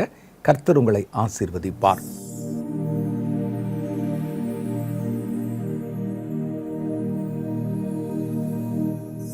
இன்னைக்கு நம்ம கர்த்தருடைய வேத வார்த்தைகளை தியானிக்க போகிறோம். இன்னைக்கு இது ஒரு பிரசங்கமாகவோ அல்லது ஒரு தியானமாகவோ இல்லாமல், இந்த கடைசி காலத்தில் உங்களுக்கு பர்சனலாக நான் சொல்லுகிற ஒரு எச்சரிக்கையின் செய்தி. இது நீங்கள் நல்லா கவனமாக கேட்கணும். இந்த கடைசி நாட்களில் நம்மை சுற்றி வருகிற ஒரு பெரிய ஆபத்தை பற்றி நான் உங்களுக்கு பேச வந்திருக்கிறேன். இது நம்மை சுற்றிலும் நடக்கிற சில காரியங்கள் நமக்கு பயத்தை உண்டு பண்ணுகிறது. காரணம் என்ன பயம்? எனக்கு என்ன பயம் அப்படின்னு கேட்டால், கர்த்தருடைய ஜனங்களும் இழுப்புண்டு போகிறத பார்க்குறேன் நான். மற்றவங்கள விட்டுருங்க, நம்மை சுற்றிலும் நடக்கிற வஞ்சகமான காரியங்களில் மற்றவங்கள விட்டுருங்க. உலக மனிதர்கள், அவங்களுக்கு தெரியாது உண்மையான கடவுள், அவர் பேசுகிற வார்த்தைகள், உலகத்துக்கு அடுத்து என்ன நடக்க போகுது, கர்த்தருடைய திட்டம் தெரியாது. ஆனால் மெய்யான தேவனை அறிந்து கொண்ட தேவனுடைய பிள்ளைகள் கூட நம்மை சுற்றிலும் நடக்கிற அநேக வஞ்சகங்களினால் இழுப்புண்டு போகிறதை பார்க்குறேன். அவங்களுக்கு சிந்திக்கிற திறன் அற்று போய்விட்டதா, அல்லது வேத வசனத்தின் வழியாக உலக நடைமுறைகளை பார்க்கக்கூடிய அனுபவம் இல்லாமல் இருக்குதா? ஏன் சொல்லப்படுகிற எல்லாவற்றையும் நம்பிடுறாங்க? ஒரு தேவனை அறியாத அஞ்ஞானிகள் இழுப்புண்டு போகிறதை போல இவர்களும் சுலபமாக இழுப்புண்டு போகிறாங்களே அப்படிங்கிறதுல எனக்கு சமீப நாட்களில் ஒரு பயம் உண்டாயிருக்கிறது. தெரிந்து கொள்ளப்பட்டவர்களும் வஞ்சிக்கப்பட்டு போயிடுவாங்களோ அப்படின்னு. கிறிஸ்தவர்களையுமே 2 டைப் இருக்காங்க, உங்களுக்கு தெரியும். ஒன்று பெயரளவில் கிறிஸ்தவங்க, அவங்க என்ன சொன்னாலும் நம்பி இழுப்புண்டு போயிடுவாங்க, அதை விட்டுருங்க. ஆனால் நல்ல அபிஷேகம் பண்ணப்பட்டு நல்ல ஜெபம் பண்ணி தேவனோட உறவாடுகிற அனுபவம் இருக்கிற வளர்ந்த ஆவிக்குரிய விசுவாசிகளும் அவர்களை வழி நடத்துகிற ஊழியர்கள் கூட நம்மை சுற்றிலும் நடக்கிற காரியங்களை பகுத்து புரிந்து கொள்ள முடியாமல் அவருடைய மனம் ஒரு வஞ்சகத்தை ஏற்றுக்கொள்ளுகிற அளவுக்கு பக்குவப்படுத்தப்படுகிறது. இந்த சாத்தானுடைய தந்திரத்தை விளங்கி கொள்ளாமல் அநேகர் இழுப்புண்டு போகிறாங்க. குறிப்பாக இளைய தலைமுறை, வாலிப தலைமுறை. அதை பற்றி சில காரியங்களை உங்களுக்கு எச்சரித்து பேச கர்த்தர் எனக்கு கட்டளையிட்டதுனால நான் இந்த செய்தியை உங்களுக்கு ஒரு தியானமாக அல்ல, ஒரு எச்சரிக்கையின் செய்தியாக கொடுக்க விரும்புகிறேன். சாத்தானுடைய கடைசி கால திட்டத்தில் மிக முக்கியமானது என்ன அப்படின்னு கேட்டால், நான் வாசிக்கிறேன் கேளுங்க. வெளிப்படுத்தின விசேஷம் 13வது அதிகாரம் 1-4 வரைக்கும் உண்டான வசனங்கள். பின்பு நான் கடற்கரை மணல் மேல் நின்றேன். யார் சொல்றா? யோவான் சொல்றார். யோவான் அதுவரைக்கும் ஒரு தீர்க்கதரிசி அல்ல. அவருடைய ஊழியத்தில் நீங்கள் பார்த்தீங்கன்னா சுவிசேஷகனாக இருந்திருக்கிறார், மூப்பராக இருந்திருக்கிறார். வயசான காலத்தில் சபை தலைவராக மூப்பராக இருந்திருக்கிறார். அவர் இயேசுவுக்கு மிகவும் பிரியமான சீஷர். அந்த 12 சீஷர்களில் வயசு குறைவானவர் அவர் தான். அவருடைய விருத்தாப்பிய வயதில் அதுவரைக்கும் அவர் தீர்க்க தரிசனம் சொன்னதில்லை, தரிசனம் கண்டதில்லை. அவரை பத்மு என்ற தீவில் நாடு கடத்திடுறாங்க. அவர் மேலே குற்றம் சுமத்தி அவர் ஊழியம் செய்கிறதுனால அந்த அரசாங்கம் அவருக்கு தண்டனை விதித்து அவரை ஒரு குளிர் மிகுந்த ஒரு தீவு, பத்மு தீவு இப்போவும் இருக்குது, அந்த தீவுக்கு நாடு கடத்திடுறாங்க. அங்கே தான் கர்த்தர் அவருடைய தரிசன கண்களை திறந்து தீர்க்க தரிசனங்களை பார்க்க கடைசி காலத்தின் நிகழ்வுகளை அவர் வெளிப்படுத்துகிறார். அதெல்லாம் இன்றைக்கு வரைக்கும் எழுத்து மாறாமல் நிறைவேறுகிறத நம்ம பார்க்க முடியாது. அதுதான் ஆச்சரியம். கர்த்தர் நேரடியாக பரலோகத்துக்கு கூட்டு போய் அவர் இருக்கிற இடத்துலையே அவர் கண்ணை திறந்து ஆவியில் அவர் எடுத்துக்கொண்டு போய் சரீரத்தில் அவர் எடுத்துக்கொண்டு பல்வேறு விதங்களில் நிறைய வெளிப்பாடுகளை யோவானிடத்திலே கர்த்தர் வெளிப்படுத்தி இருந்தார். அதில் ஒன்று தான் இது. இது கடைசி காலத்தில் நடக்க போகிற ஒரு சம்பவம். அந்த தீவில் ஒரு கடற்கரை மணல் மேலே இவர் நிற்கிறார். அப்பொழுது சமுத்திரத்திலிருந்து ஒரு மிருகம் எழும்பி வர கண்டேன் ஒரு மிருகம் கடல்ல இருந்து அப்படியே எந்திரிச்சு வருது. அது மிருகம் என்று காட்டினால் உண்மையிலே கடல்ல வாழ்கிற மிருகம் அல்ல அது. அதற்கு ஞான அர்த்தமாக வேறு காரியம் சொல்லப்படுகிறது. அந்த மிருகத்திற்கு 7 தலைகளும் 10 கொம்புகளும் இருந்தன. அந்த கொம்புகளின் மேல் 10 முடிகள். முடிச்சுன்னா ஹேர்ல, அது ஒரு கிரீடம். ஒருவன் முடிசூட்டினான் என்றால் என்ன அர்த்தம்? அவன் விக்கு வச்சான்னு அர்த்தமா? முடிசூட்டினான் என்றால் கிரீடம் சூட்டினான் என்று பொருள். அதுக்கு 10 கிரீடமும் தலைகளின் மேலே தூஷணமான நாமமும் இருந்தது. இந்த தோற்றத்தை வச்சோன்னு நமக்கு தெரியுது இது சாத்தானுடைய ஒரு காரியம் அப்படின்னு. நான் கண்ட மிருகம் சிறுத்தையை போல் இருந்தது. அதன் கால்கள் கரடியின் கால்களைப் போலவும் அதன் வாய் சிங்கத்தின் வாயை போலும் இருந்தது. ஒவ்வொன்றுக்கும் ஒரு ஞான அர்த்தம் இருக்கும். வலு சர்ப்பமானது பிசாசு தன்னுடைய பலத்தையும் தன் சிங்காசனத்தின் மிகுந்த அதிகாரத்தையும் அதற்கு கொடுத்தது. இதெல்லாம் கடைசி காலத்தில் வரப்போகுது. அதன் தலைகளில் ஒன்று சாவுக்கேதுவாக காயப்பட்டிருக்க கண்டேன். ஆல்மோஸ்ட் செத்துச்சுன்னு நினைச்சிட்டோம், அப்படி கிடக்கு.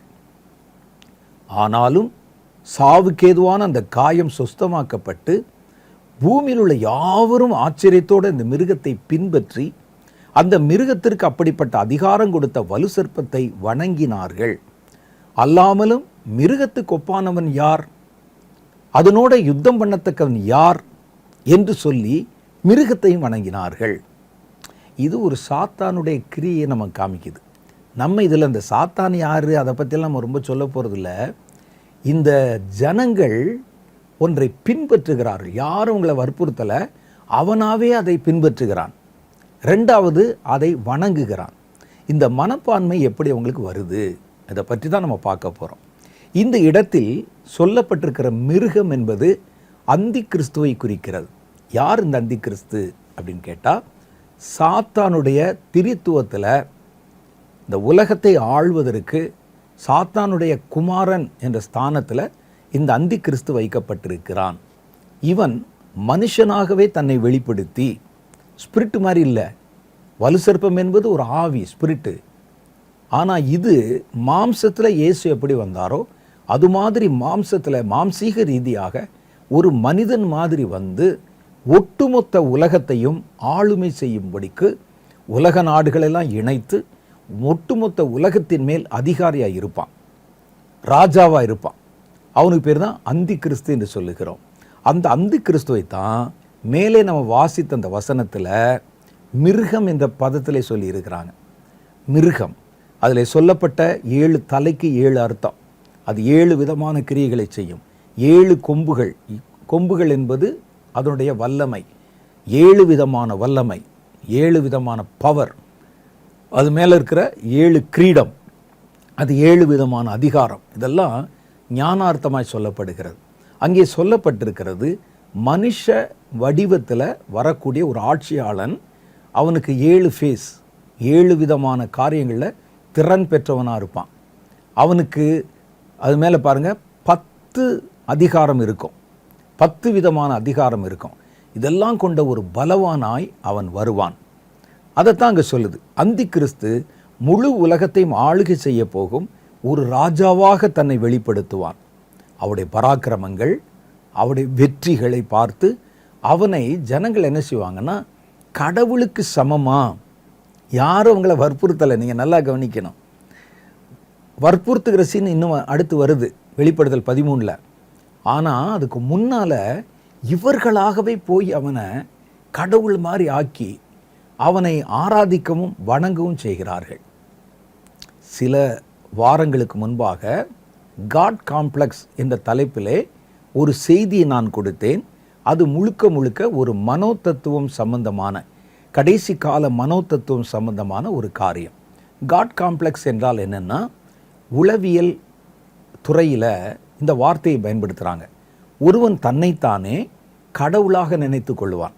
நிறைய பேர் அப்படி வந்திருக்கிறாங்க. நிறைய பேர் வந்து நான் தான் கடவுள், நான் கடவுளுடைய அவதாரம் என்றெல்லாம் சொல்லி அவர்கள் தங்களை கடவுளாக நிரூபிக்க முயற்சி பண்ணாங்க. அதை பற்றின ஒரு செய்தி நான் டீட்டெயில்டாக பேசியிருக்கிறேன். இங்கே ஒருவன் தன்னை கடவுளாக காட்டும்போது அந்த கடவுளாய் காட்டுகிறவனை அல்ல, அதை நம்பி அவனை வணங்குகிறாங்க பாருங்க, அவங்கள பற்றி பேச போகிறோம் நம்ம. அவர்கள் யார்? அவர்களுக்கு ஏன் கடவுளுக்கும் மனுஷனுக்கு வித்தியாசம் தெரியாமல் போச்சு? அவர்கள் எதனால அவனை கடவுள் ரேஞ்சில் கும்பிடுறாங்க? ஏன் அவனை வணங்குகிறார்கள்? இந்த மனநிலை எங்கிருந்து வருகிறது? இதைத்தான் நம்ம பார்க்க போகிறோம். இந்த மனநிலை இன்றைக்கு உலக அரங்கிலே தீவிரமாய் பரவி கொண்டு வருகிறத பார்க்குறோம். மனுஷ வணக்கம், மனிதனை கடவுள் மாதிரி நினச்சி அவங்களுக்கு வாழ்க்கையில் முக்கிய இடத்தை கொடுத்து, என்னுடைய உடல் மண்ணுக்கு, உயிர் என்னுடைய தலைவருக்கு அப்படின்னு சொல்கிற அளவுக்கு மனிதர்களை தெய்வமாக்குகிறவர்கள், மனிதர்களை தெய்வமாக வணங்குகிறவர்கள். அவனுக்கு அது கடவுளான்னு தெரியாது, இந்த உலகத்தை அது சிருஷ்டித்ததான் தெரியாது, அது நம்முடைய வாழ்க்கையில் என்ன செய்யுது அதுவும் தெரியாது. ஆனால் என்ன செய்வாங்கன்னா, குறிப்பிட்ட மனிதர்களை இவங்களாவே கடவுளாக்கிடுவாங்க. அவங்க வாழ்க்கையில் ஒரு முக்கியமான இடத்தை கொடுத்துருவாங்க, அவர்களை வணங்க ஆரம்பிச்சிருவாங்க. இது சாத்தானுக்கு வேணும். இதைத்தான் சாத்தான் இந்த கடைசி காலத்தில் மனிதர்களுடைய மனங்களிலே அதை அப்படியே திணித்து கொண்டு அவங்க மனசை கொஞ்சம் கொஞ்சமாய் மாற்றி கொண்டு வருகிறான். அவர்கள் உண்மையான கடவுளை விட்டுவிட்டு இன்னைக்கு அவர்கள் விரும்புகிற, நம்புகிற மனிதர்களை கடவுள் ரேஞ்சில் கொண்டாட ஆரம்பிச்சிட்டாங்க. இவர்களுக்கு என்ன செஞ்சாங்களான்னு தெரியாது. எல்லாரும் சொன்ன உடனே இவங்க என்ன செய்வாங்க, அவங்கள கடவுள் மாதிரி பார்க்க ஆரம்பிச்சிருவாங்க. இந்த மனநிலைக்கு மனோ தத்துவத்தில் ஒரு வார்த்தை இருக்கிறது. அது என்ன தெரியுமா? CWS என்பது, அதாவது செலிபிரிட்டி வர்ஷிப் சிண்ட்ரோம் என்பது. செலிபிரிட்டினா உங்களுக்கு தெரியும், பிரபலமானவர்கள், பிரபலமானவர்களை ஆராதிக்கும் மனநிலை. செலிபிரிட்டி வர்ஷிப் சிண்ட்ரோம், அதை CWS என்று சொல்வார்கள். நீங்கள் கூகுளில் போய் CWSன்னு போட்டு பாருங்கள், இதை குறித்த விவரங்கள் வரும். இது ஒரு மனப்பிறழ்வு நோய், நம்முடைய மனசில் உண்டாகிற ஒரு மாற்றம்.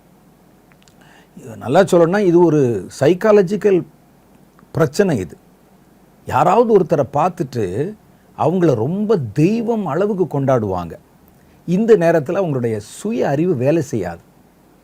இவரால் நமக்கு என்ன பிரயோஜனம், இவரால் நம்ம என்ன வாழ்கிறோமா, இது என்ன காரணம், அதெல்லாம் எதையும் யோசிக்க மாட்டான். அவர் பிரபலமாக இருக்கிறார், உடனே என்ன செய்வாங்கன்னா அவங்கள பின்பற்ற ஆரம்பிச்சிருவாங்க. இந்த மனநிலை எல்லா காலத்திலும் இருந்திருக்கிறது. ஆனால் இந்த கடைசி காலத்தில் இது தீவிரமாக்கப்பட்டு வருகிறது. அதுதான் முக்கியம். இதில் தேவனால் தெரிந்து கொள்ளப்பட்ட ஊழியக்காரர்கள் கூட விழுந்துடுறாங்க. அதுதான் முக்கியம். நான் ரட்சிக்கப்படுவதற்கு முன்னால் ஒரு பிரபலமான உலக அளவில் இருக்கிற ஒரு கட்சியினுடைய அனுதாபியாக இருந்தேன். அந்த கட்சிக்காரர்களோடு எனக்கு நல்ல ஒரு தொடர்பு இருந்தது. நான் நிறைய அவங்களுக்கு உதவி செய்திருக்கிறேன். அவர்கள் விளம்பரம் செய்வதற்கு இதெல்லாம் போய் நான் அவங்களோட நின்று உதவி செஞ்சுருக்கிறேன். அந்த கட்சி அலுவலகத்தில் தான் எப்பவும் இருப்பேன். அந்த கட்சி சார்பிலே வெளியிடப்பட்ட பல புத்தகங்கள், உலக தலைவர்கள் அவங்க வெளியிட்ட புத்தகங்களை வாசிச்சிருக்கிறேன். நான் அந்த புத்தகங்களை வாசித்து ஈர்ப்பு கொண்டு அவங்கள ஒரு பெரிய ஹீரோ மாதிரி நினச்சிக்கிட்டு இருந்தேன். எவ்வளவு கருத்து சொல்லியிருக்கிறாங்க, எவ்வளவு தத்துவம் பேசியிருக்கிறாங்க. இந்த புஸ்தகத்தில் இவர் பேசியிருக்காரு, அந்த புஸ்தகத்தில். நான் சின்ன வயதுலேருந்தே புஸ்தகங்கள் படிப்பதில் எனக்கு ரொம்ப ஆர்வம் உண்டு. இப்போ வரைக்கும் நான் நிறைய வாசிக்கிற வழக்கம் எனக்கு உண்டு. அந்த புத்தகங்களை வாசித்து எனக்கு அவர்கள் மேலே ஒரு பிரமிப்பு உண்டானது. உலகத்தில் இவ்வளவு தீமை நடந்துக்கிட்டு இருக்கு, வலியவன் எளியவனை அடிமையாக்குகிறான், இப்படியே போய் கொண்டிருக்கிறது. இதெல்லாம் மாற்றணும்னு அவங்க பேசின அந்த செய்திகள் ஒரு மாதிரி நெருப்பு பிடிச்ச மாதிரி இருக்கும். அந்த தலைவர்களை எல்லாவற்றையும் கடந்தவர்கள், எல்லாம் மேலானவர்கள்னு ஒரு ஹீரோ மாதிரி நினச்சிக்கிட்டு இருந்தேன். அப்போ எனக்கு என்ன 18 வயசு, 19, 20 வயசு இருக்கும். ஒரு 2-3 வருஷம் அந்த கட்சியில் தொடர்பில் இருந்தேன். நான் எப்போ இயேசுவை ஏற்றுக்கொண்டேனோ அப்பொழுது நான் தெரிந்து கொண்ட ஒரு உண்மை, கடவுள் தான், மனிதன் தான். என் மனசில் அது இருந்த எல்லா பிம்பங்களும் உடைந்து போய், நான் அந்த நாட்கள்லையுமே எனக்கு இந்த சினிமா நடிகர்கள் எல்லாம் என்னை கவர்ந்ததெல்லாம் இல்லை. திரைப்படங்கள் பார்க்குற காலத்துலேயும் ஒருவருக்கு ரசிகராக அவர் தான் பெருசு அப்படிலாம் நான் சேர்ந்ததே கிடையாது. நல்லா படமாக இருந்துச்சுன்னா போய் பார்த்துருக்கிறேன் முன்னா. ஆனால் அதுக்கப்புறம் இந்த கட்சி ரீதியில் இந்த புத்தகங்களை படித்த போது யாரெல்லாம் பிரமிப்பாய் நினைத்தனோ இவைகள் எல்லாவற்றையும் தாண்டின ஒரு ரியல் ஹீரோ, ஆண்டவராகிய இயேசு தான். என் மனதில் அவர் வந்த நாட்கள்ல இருந்து நான் கடவுளுக்கு கொடுக்கிற இடத்தை எந்த மனிதனுக்கும் கொடுத்ததில்லை. ஒரு ஊழியக்காரர், பெரிய ஊழியக்காரர், பிரபலமான ஊழியக்காரர் அப்படின்னு சொன்னால் கூட நான் மனிதனை மனிதனாகவும் இறைவனை இறைவனாகவும் பார்க்க பழகி இருக்கிறேன். அது ஒரு பெரிய கிருபைன்னு தான் நான் சொல்லணும். இந்த கர்த்தர் தான் என்னை கொடுத்தார். நான் எந்த ஊழியக்காரனையும் மரியாதை கொடுக்கறதுங்கிறது வேற, ஆராதிப்பது என்பது வேற. ஒரு ஊழியக்காரனை பின்பற்றி வருதாங்க அப்படின்னு அப்படிலாம் நினச்சது கிடையாது. நான் இப்போ வரைக்கும் பல பிரபலமான ஊழியர்களோட பழக, பேச, அவங்களோட பின்னால் போய் ஜால்ரா போட எல்லாம் சமயம் கிடைத்தால் கூட நான் அதை பயன்படுத்தி கொண்டதில்லை. என்னை அழைத்தவர் யார் என்று எனக்கு தெரியும்.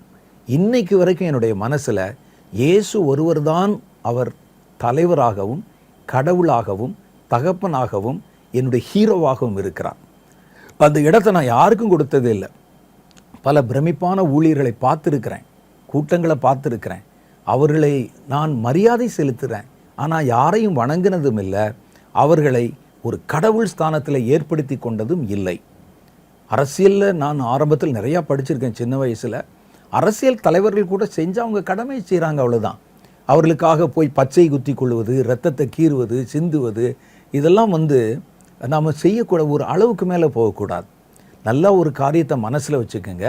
எந்த விதத்தில் வந்தாலும் மனுஷன் மனுஷன்தான், தேவன் தேவன்தான்.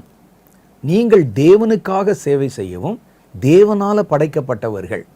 நம்ம சாப்பிட்ற சாப்பாடு, நம்ம சுவாசிக்கிற காற்று, நம்ம குடிக்கிற தண்ணி, ஒவ்வொரு நிமிஷம் ஒவ்வொரு வினாடியும் தேவனுடைய கைகளிலிருந்து தான் நமக்கு கொடுக்கப்படுகிறது. நம்ம கடவுள் மாதிரி பாராட்டுகிறோமே, அதில் எவன் ஒருத்தனும் நமக்கு போதுமானவர்கள் அல்ல. நாம மாயமாக ஒரு கற்பனை வச்சுக்கிறோம், இவர்கள் இயற்கைக்கு மேற்பட்டவர்கள், அப்பாற்பட்டவர்கள் அப்படின்னு. வேதம் தெளிவாக ஒரு வசனம் சொல்லுது. ஏசாயா 2வது அதிகாரம் 22வது வசனத்தில், நாசியிலே சுவாசமுள்ள மனுஷனை நம்புகிறதை விட்டு விடுங்கள், நினைப்பதற்கு எண்ணப்படுவதற்கு அவன் எம்மாத்திரம் அப்படின்னு சொல்லுது. மனுஷன்தான். என்ன ஆட்டம் போட்டாலும், எவ்வளவுதான் நம்முடைய புகழ் விஞ்சி இருந்தாலும் குறிப்பிட்ட காலம்தான். அலெக்சாண்டர் பெரிய புகழ் உச்சியில் இருந்தார், இப்போ எங்கே அவர்? நெபுகாத்நேச்சார் உலகமே கொண்டாடியது, இப்போ எங்கே அவர்? பெரிய பெரிய தலைவர்கள், மகாத்மா காந்தி கூட கொண்டாடினாங்க, இப்போ எங்கே அவர்? மனுஷனுடைய வாழ்க்கை கொஞ்சம், அந்த கொஞ்சத்தில் அவர்கள் தன்னை ஒரு பிரபலஸ்தலாக காண்பிக்கிறாங்கிறதுக்காக கடவுளாகிட மாட்டாங்க. கர்த்தரோ என்றைக்கும் நிலைத்திருக்கிறார். அதை நம்ம மனசில் வச்சுக்கிறணும். மரியாதை கொடுக்கறது வேற, அதுக்காக இவனை நம்ம என்ன மதிக்கிறதுன்னு சொல்லி அப்படி இல்லை. அவங்கள நம்ம ரெஸ்பெக்ட் பண்ணுறோம், மரியாதை கொடுக்கறது வேற, கடவுள் மாதிரி பாவிக்கிறது என்பது வேற. இதை நம்ம விளங்கி கொள்ளணும். இந்த மனநிலையை சாத்தான் இந்த கடைசி காலத்தில் ஏன் எழுப்புகிறான் என்றால், அடுத்து அவனுக்கு ஒரு காரியம் ஆகணும். ஜனங்கள் உண்மையான கடவுளை விட்டு வேறொரு கடவுளை ஆராதிக்கணும். அந்த கடவுள் மனுஷனாக இருக்கணும். வேற கடவுளை ஆராதிப்பது இப்போவே செய்கிறாங்க. ஏதாவது ஒரு கடவுளுடைய பெயரை வைத்து, ஒரு விக்கிரகத்தை வச்சு, அல்லது வேற ஒரு தத்துவத்தை வைத்து, ஒரு மதத்தை வச்சா நம்பிடுவாங்க. ஆனால் இவனுக்கு என்ன வேணும்னா, இப்போ சாத்தான் மனுஷனை போல வரப்போகிறான், மனுஷனை போல ஆளுமை செய்ய போகிறான். அவனை மரியாதை கொடுக்கறதோ கீழ்ப்படுகிற மதத்தில் கடவுளாக நினைக்கணும் அவங்க. அப்போ இப்போ எப்படி வளைக்கிறான் மனிதருடைய மனதின்னு கேட்டால், மனிதனை கடவுளாக நினைக்கும் மனப்பான்மை, அதுதான் செலிபிரிட்டி வர்ஷிப் சிண்ட்ரோம். இதை ஜனங்களுக்குள்ளே தூண்டி விடுவதற்கு கடைசி காலத்தில் தீவிரமாய் அவன் கிரியை செய்கிறான். கவனம், குறிப்பாக இளம் தலைமுறை. ஏன்னா இனிமேல் அவங்க தான் இந்த பிரச்சனைகள்லாம் சந்திக்க போகிறாங்க.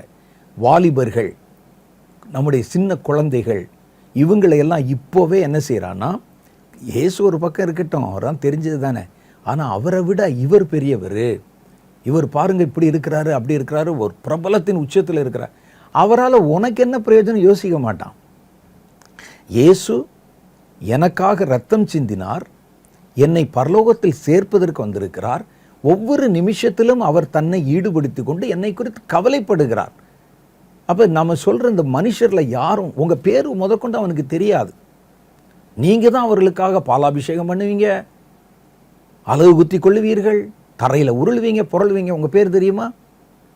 ஆனால் நாம் ஆராதிக்கிற தேவன், தேவன்னா யார்? உண்மையான தெய்வம். பாருங்க, அவர் என்னை அறிந்திருக்கிறார், தன்னுடைய உள்ளங்கையிலே என்னை வரைந்திருக்கிறார்.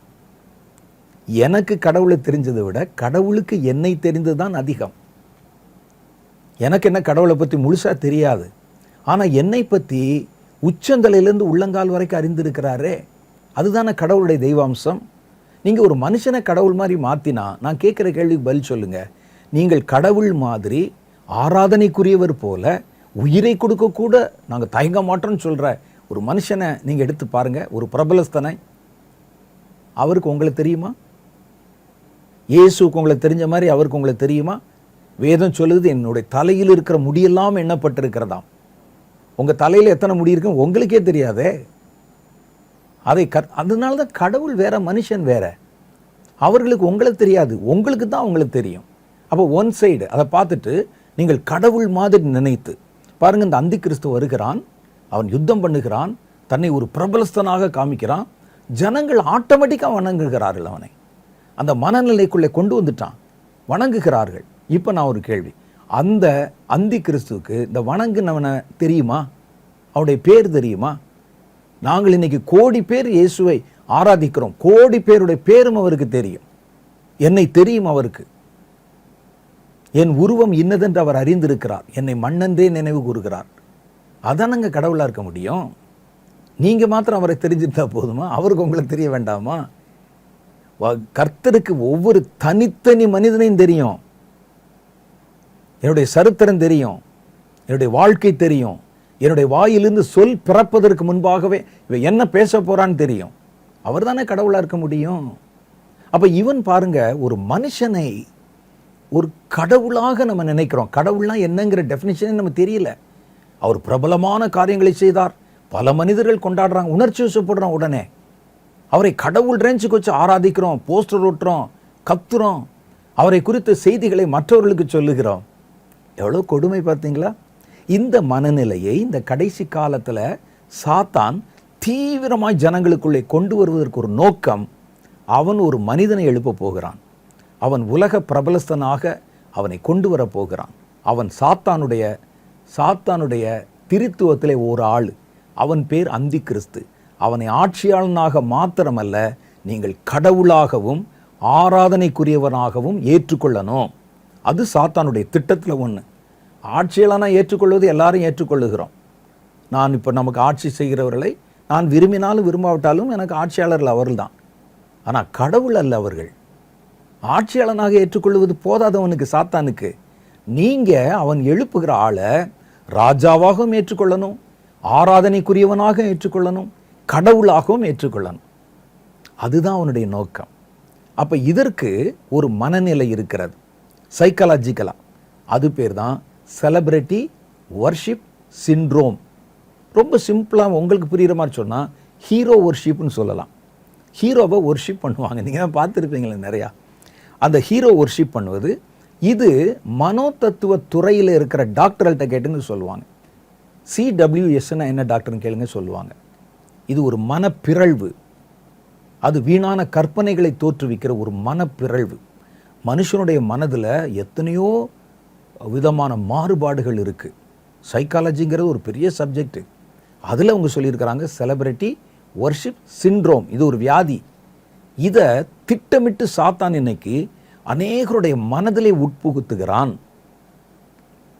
நான் இப்போ இயேசுவை சொல்கிறேனே, அது செலிபிரிட்டி வர்ஷிப் சிண்ட்ரோமான்னு கேட்டால் இல்லை. இயேசு செலிபிரிட்டி இல்லை, இயேசு தெய்வம். அவரை ஆராதிக்கத்தான் கர்த்தர் என்னை படைத்திருக்கிறார். அது மனப்பிறழ்வு அல்ல. கடவுளாக வணங்குறதுல என்ன தப்பு?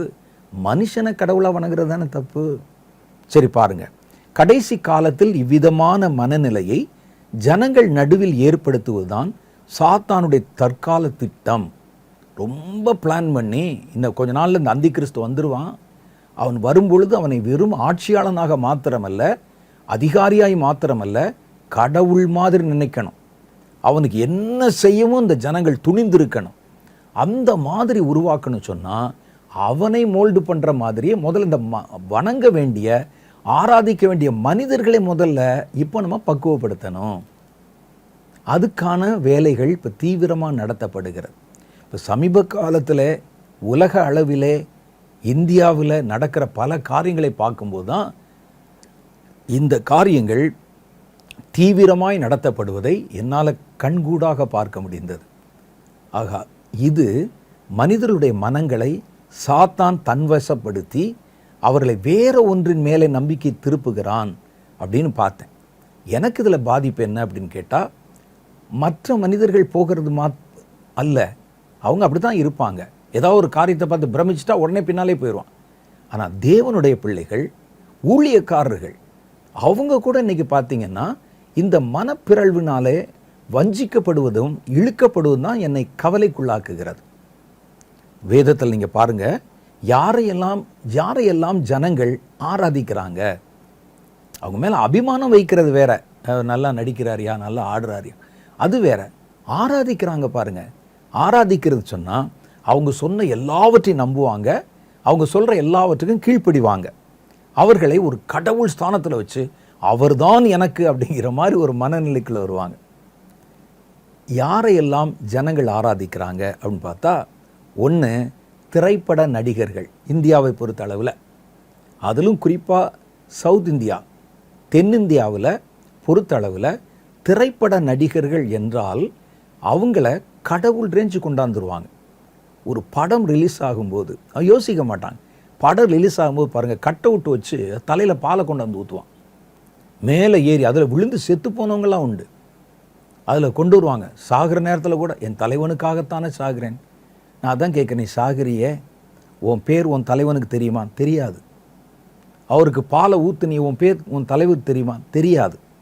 நான் ஒரு ட்ராக்ஸ் கொடுக்குறேன், என் பேர் என்னுடைய தலைவனுக்கு தெரியுமா? என்னை தெரியும், கொடுக்காட்டா கூட தெரியும். அதுதான் கடவுளுக்கும் செலிபிரிட்டிஸுக்கும் உள்ள வித்தியாசம். அப்போ இவங்க என்ன செய்கிறாங்க? இதை நம்புகிறாங்க ஒன் சைடா, கடவுள் மாதிரி.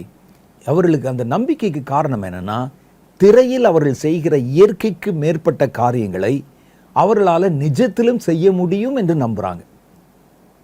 ஸ்க்ரீனில் காமிக்கிறாங்க பாருங்கள், அது 10 தடவை கட் பண்ணி எடுத்து ஒட்டி எடிட் பண்ணி அவர்களை ஒரு பிரம்மாண்டமாக காமிக்கிறாங்க பாருங்கள். அவங்களை இன்ட்ரோ பண்ணுறதுலேருந்து அவங்களுடைய ஒவ்வொரு காரியமும், அவர்கள் சமுதாயத்தை எதிர்த்து பேசுவது, சமுதாயத்தில் புரட்சி கொண்டு வருவது, மாற்றம் கொண்டு வருவது, தீமையை எதிர்த்து நிற்பது, ஒழிப்பது, அழிப்பது, சுற்றி நின்று அத்தனை விமானங்களில் குண்டு போட்டாலும் எல்லாவற்றையும் தப்பித்து கொண்டு மேலே வந்து விமானத்தை பிடிச்சி கீழே இழுத்து போடுவது, எல்லாம் பார்த்தோன்னே இதெல்லாம் நடக்கும் போல இருக்குது. இவர் தான் இனி நம்ம பிரச்சனைக்கு எல்லாவற்றுக்கும் தீர்வு சொல்ல முடியும், இவர் இயற்கைக்கு மேற்பட்டவர்ங்கிற மாதிரி ஒரு மனநிலையில் திரைப்பட நடிகர்கள், அவங்களுடைய பிரபலம், அவர்கள் நமக்கு காண்பிக்கிற மாய காட்சிகள், இதிலே மனம் இழுப்புண்டு போயிடும். அவங்களுடைய வசீகரம், அவங்களுடைய ஸ்டைலு, அவங்களுடைய மேனரிசம், இதெல்லாம் அப்படியே காப்பி அடித்து அந்த மனநிலைக்குள்ளே வந்துடுறாங்க. ரெண்டாவது பாருங்கள், இந்த பெரிய மேடைகளில் பாப் பாடல்கள் பாடி, வெளிநாட்டில் இது பிரபலம், பாப் பாடல்கள் பாடி டான்ஸ் ஆடுவாங்க. அந்த டான்ஸ் ஆடுறவங்களை பார்த்துட்டு கூட்டத்தை பார்த்தீங்கன்னா பேய் பிடிச்ச மாதிரி, வெறி பிடித்தவர்கள் மாதிரி, அவர்களிடத்துல தன் உயிரையே கொடுத்து விடக்கூட துணிவாங்க, அந்த அளவுக்கு ஆடுவாங்க. மைக்கேல் ஜாக்சன் என்ற ஒரு பெரிய நடன கலைஞர், அவருடைய நிகழ்ச்சிகளில் ஒரு குறிப்பிட்ட ஒரு நிகழ்ச்சி, அந்த நிகழ்ச்சி பேர் சூசைட் என்று பெயர்.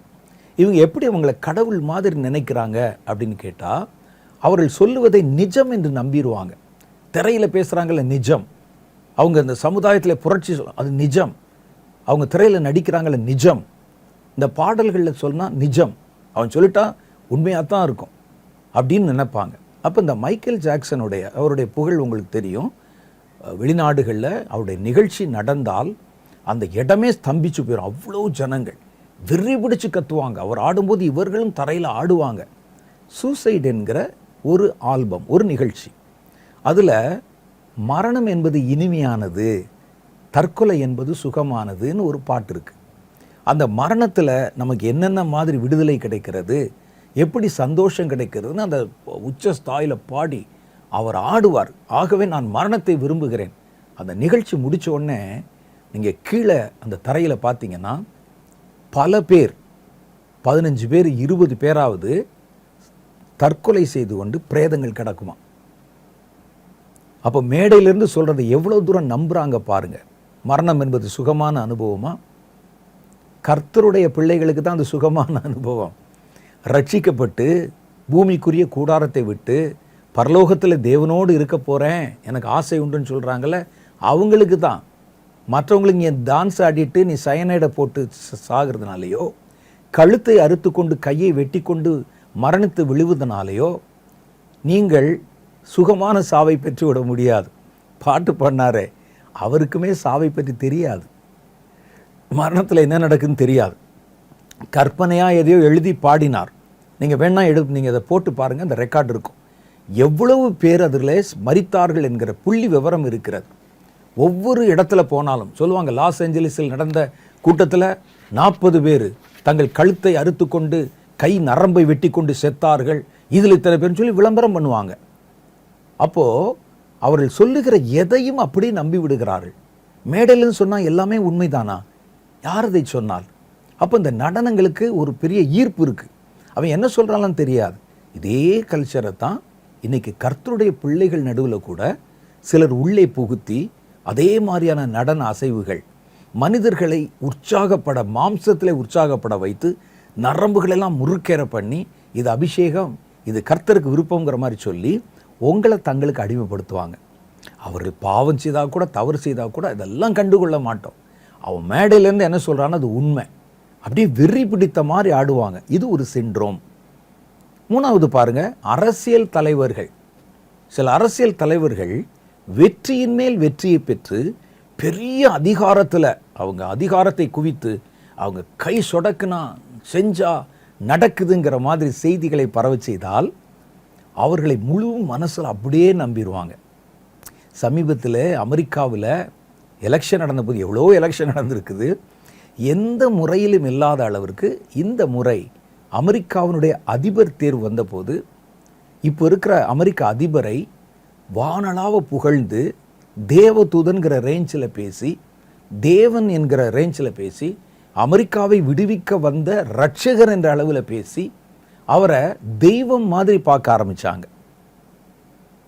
அவர்னால் எல்லாம் செய்ய முடியும் என்று நினைச்சாங்க.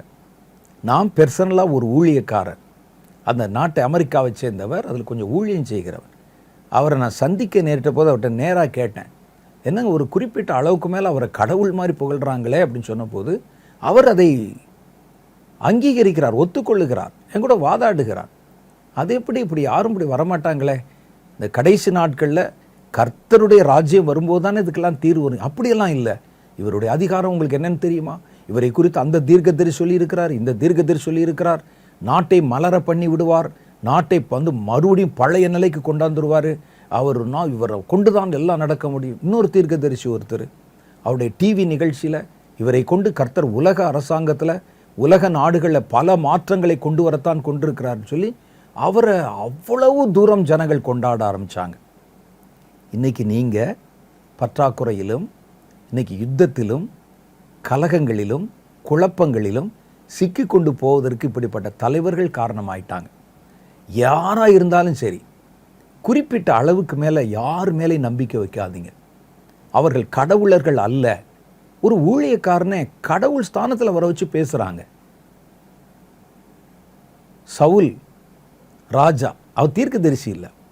அவர் அபிஷேகத்தில் நிரப்பப்பட்ட போது, தீர்க்கதரிசிகளின் புத்திரர் நடுவில் போன போது அவரை எல்லாரும், அவரும் ஆவியில் நிறைஞ்சு தீர்க்க தரிசனம் சொன்னார். கூடியிருக்கிற ஜனங்களுக்கு என்ன சந்தோஷம்னா, சவுலும் தீர்க்கதரிசிகளில் ஒருவரோ, சாமுவேல் தான் தீர்க்கதரிசி நினைச்சோம், கர்த்தர் இன்னொரு தீர்க்கதரிசி எழுப்பிட்டாரே என்று அவர் காதுபட பேச ஆரம்பித்தாங்க. இதை கேட்க கேட்க கேட்க சவுலுடைய மனசில் சவுலும் தீர்க்கதரிசிகளில் ஒருவனோ, சவுலும் தீர்க்கதரிசி ஒருவனோ என்றது சவுலும் தீர்க்கதரிசிகளில் ஒருவன் தான் என்று அவனை நம்ப வைத்து விட்டது. உடனே அவர் என்ன செய்தார்?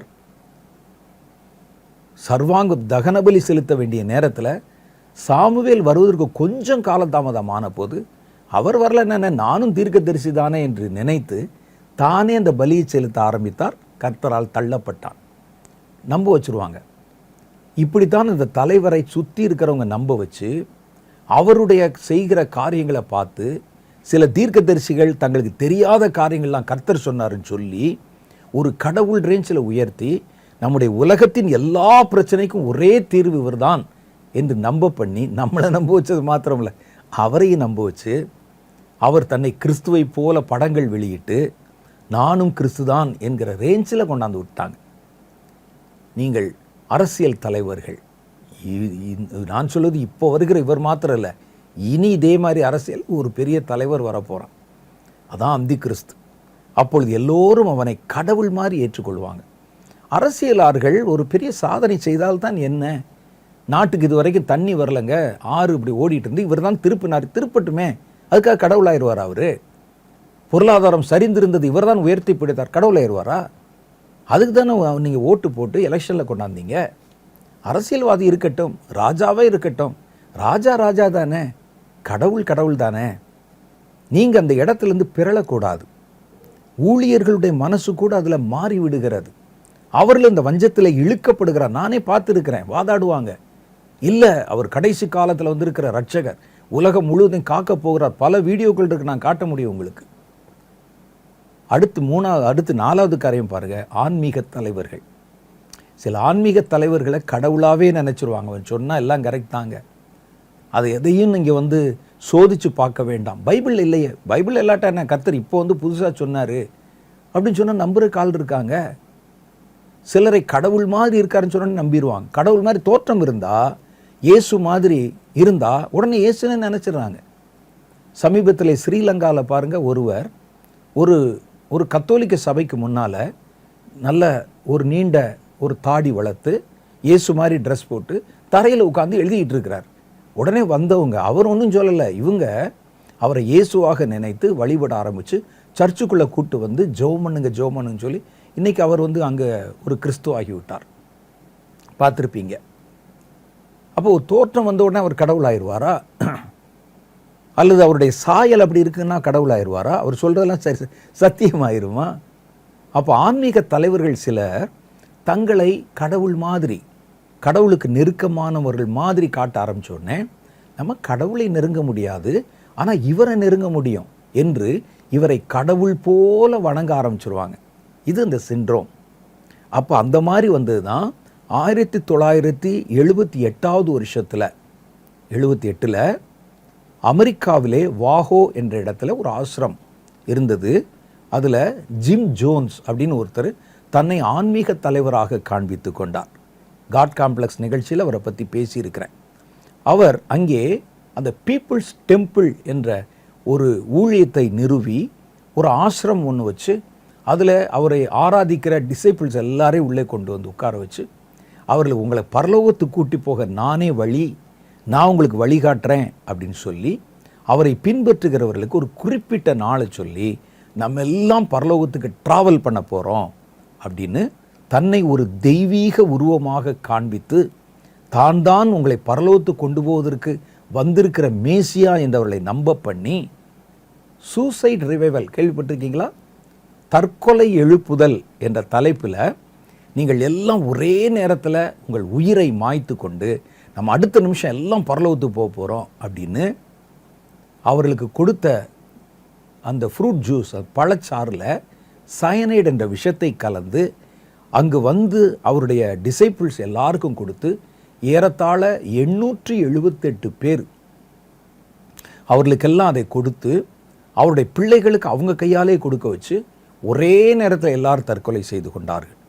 அப்போ ஒரு ஆள் சொல்கிறாங்கிறத கடவுளே சொல்வது போல நம்புகிறாங்க பாருங்க. அந்த ஜிம் ஜோன்ஸ் விட்டுருங்க, அவரை பற்றி நம்ம அந்த நிகழ்ச்சியில் பேசியிருக்கோம். இதை நம்புனா பாருங்க, அவர்களை பற்றி தான் இந்த நிகழ்ச்சியில் பேசுகிறோம்.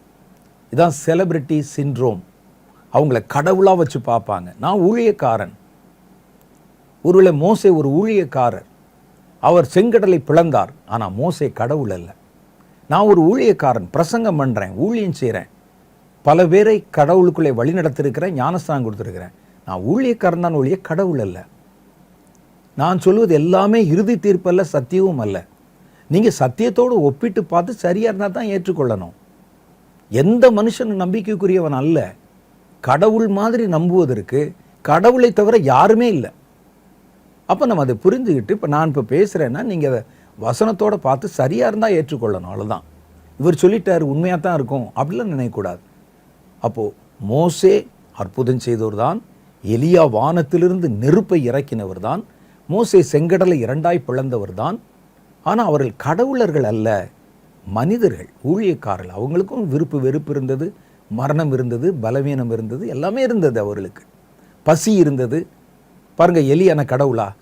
எலியாவளை செஞ்சுட்டு ஒருவேளை அப்பத்திற்காக ஒரு விதவை வீட்டில் வாசலில் போய் நின்னார்ல, தனக்கு சாப்பாடு கொடுப்பதற்கு காக்கா வருமானு காக்கா எதிர்பார்த்துக்கிட்டு இருந்தார்ல. கடவுள் சொல்ற வேலையை செஞ்சார். அவர் கடவுள் அல்ல. அதை நம்ம விளங்கி கொள்ளணும்.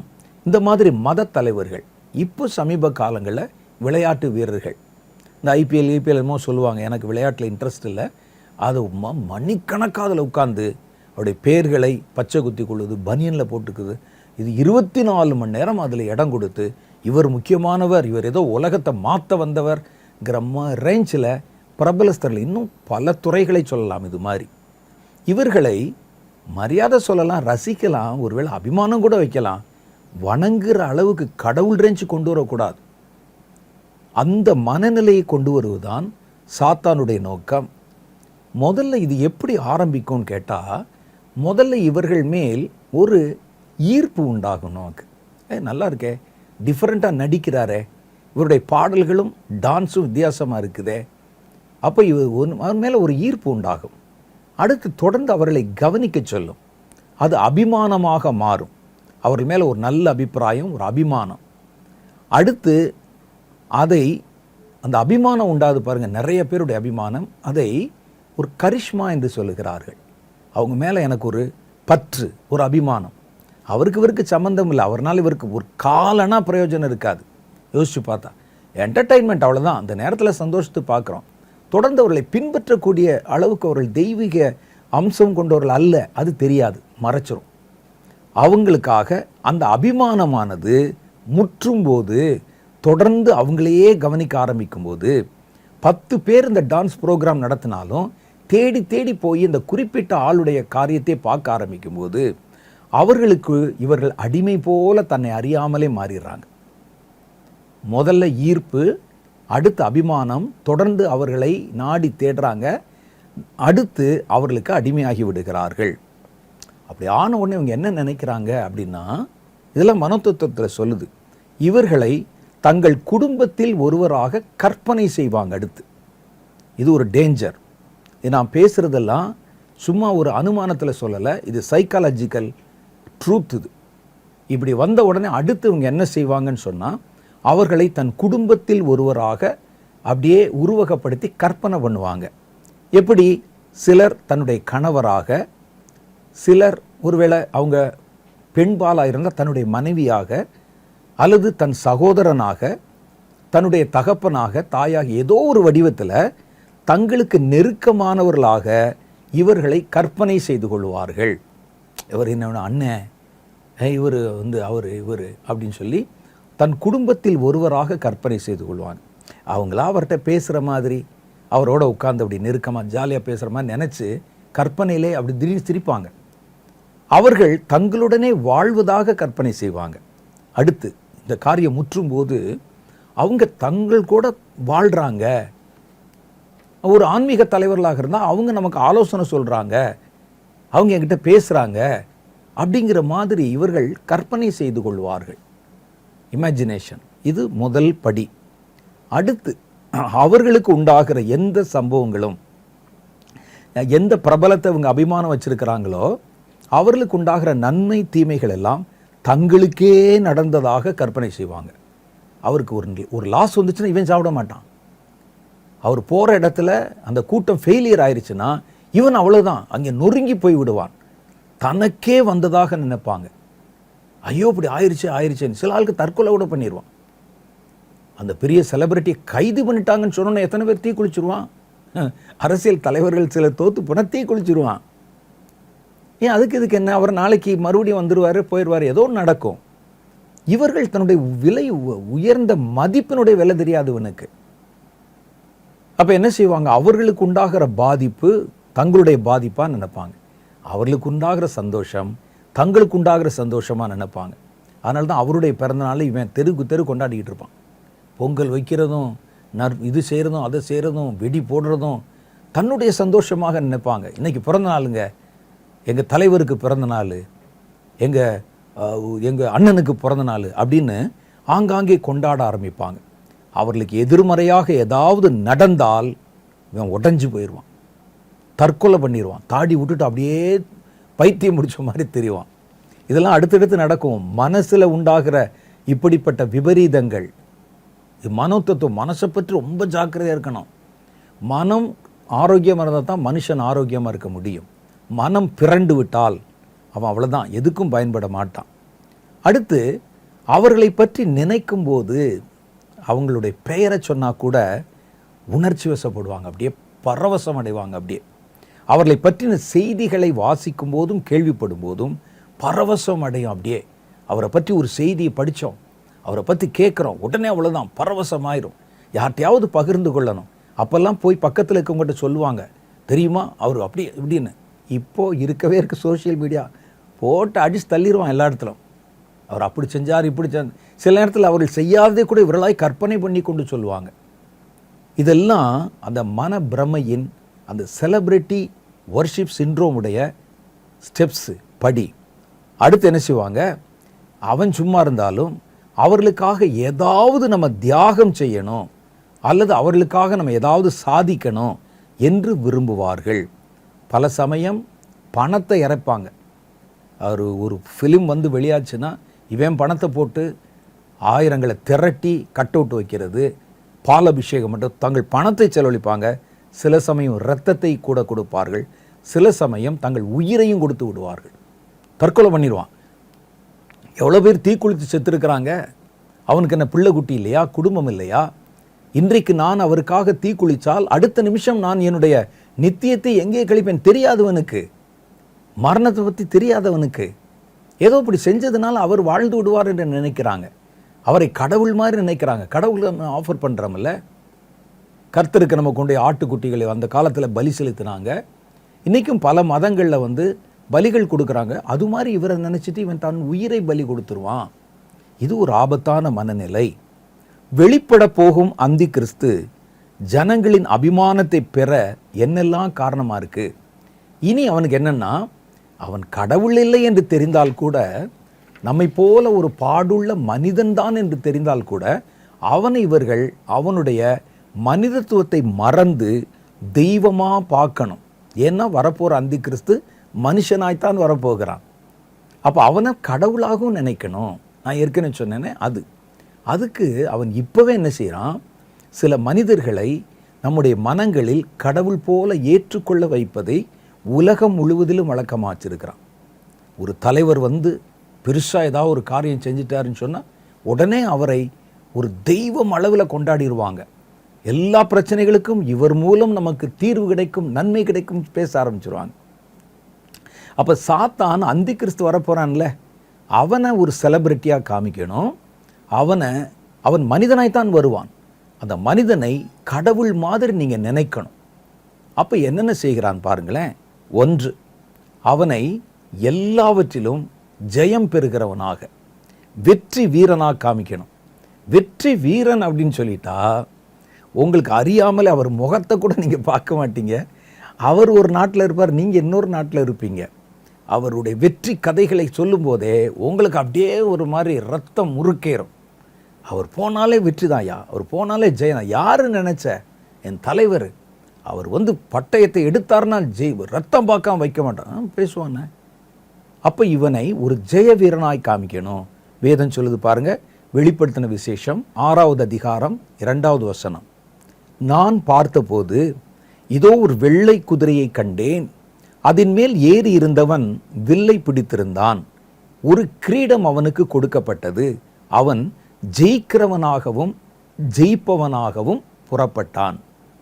அப்போ திரையிலே நீங்கள் பார்த்த ஆள் இப்போ ரியலாக ஒரு ஆள், ஸ்க்ரீன்லாம் கிடையாது, உண்மையிலே சண்டை, போகிற இடத்துலலாம் வெற்றி, அவர் பேர் எங்கே பார்த்தாலும் பறக்குது. அப்படி அந்த நாட்டை பிடிச்சிட்டாரு, இந்த நாட்டை பிடிச்சிட்டாரு, அவர் போனால் யாரும் நிற்க முடியாது, எல்லாத்தையும் கீழ்ப்படுத்திடுவார் அப்படிங்கிற அந்த அபிமானத்தை அவன் மேல் உண்டாக்குவதற்கு வெற்றியின் மேல் வெற்றி பெறுகிறவனாக அவனை காண்பிக்க போகிறான் சாத்தான்.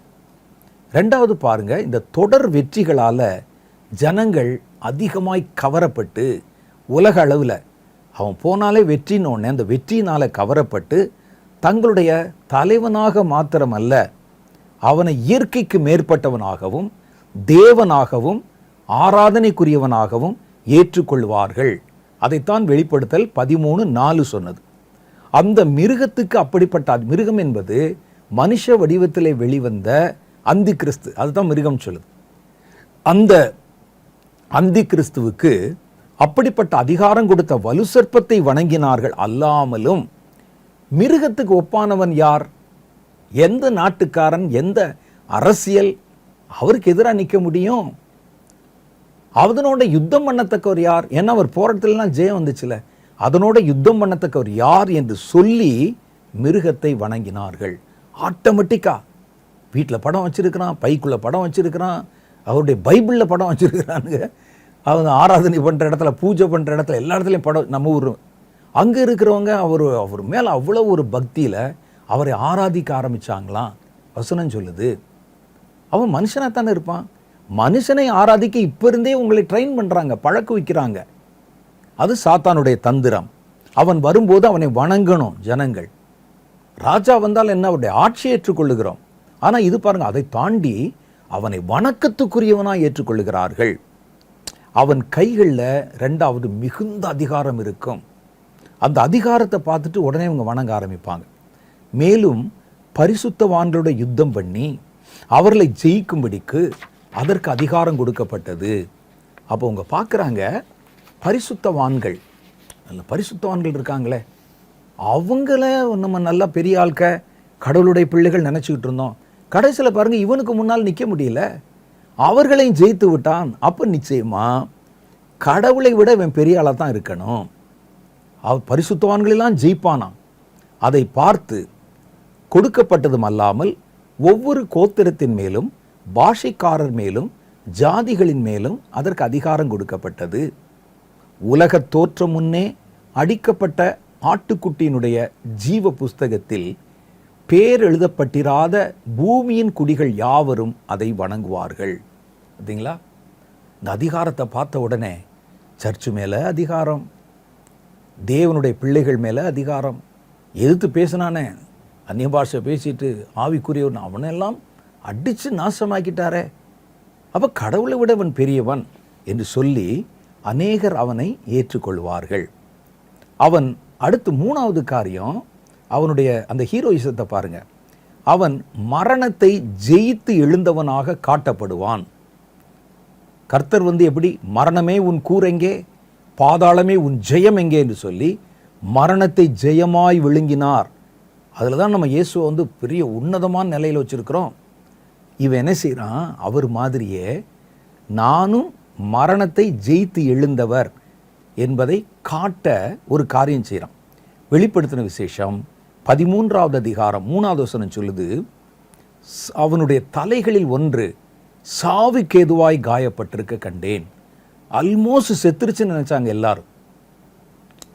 ஆனாலும் அந்த காயம் சுஸ்தமாக்கப்பட்டது. செத்துட்டான்னு நினைச்சாங்க, அவன் மறுபடியும் இப்போ சுஸ்தமாக்கப்பட்டு உயிரடைந்தான். பூமியில் உள்ள யாவரும் செத்துட்டான்னு நினைச்சிட்டமே, எந்திரிச்சிட்டான்னு ஆச்சரியப்பட்டு, அதான் பாருங்க, பூமியில் உள்ள யாவரும் ஆச்சரியப்பட்டு அந்த மிருகத்தை பின்பற்றினார்கள். ஃபாலோ பண்ணுறாங்களாம். நீங்கள் சொல்லுங்கள், நீங்கள் செத்துட்டீங்கன்னு நினச்சி சாவை ஜெயிச்சிட்டிங்களே, இயேசு எப்படி சாவை ஜெயித்தாரோ அதை மாதிரி நானும் சாவை ஜெயித்தவன் என்று காட்டணும். இப்போ அதுக்கு தான் இந்த வசனம். இந்த காயம் யார் உண்டாக்கினது? கர்த்தரோட சண்டை போட்டானா? இல்லை. இந்த காயம் அவன் தானே உருவாக்கி கொண்டு தன்னை மரணத்திலிருந்து எழுந்தவனாக தன்னை காண்பித்து, மரணத்தின் மேலும் எனக்கு அதிகாரம் இருக்கிறது, கடவுள் என்பதை போல தன்னை காட்ட விரும்பி, ஜனங்கள் அவன் அழிஞ்சிட்டான்னு நினச்சோம், எந்திரிச்சிட்டானே அப்படின்னு அந்த ஆச்சரியத்தில் யாரும் அவனை வற்புறுத்தலை. ஜனங்களை அவர் பாருங்க எவ்வளோ பெரியவர், வணங்குங்க சொல்லலை. இவர்களே அதை ஏற்றுக்கொண்டு உடனே அவனை ஒரு பெரிய வணக்கத்துக்குரியவனாக அவர்கள் தெரிந்தெடுத்து கொண்டார்கள்.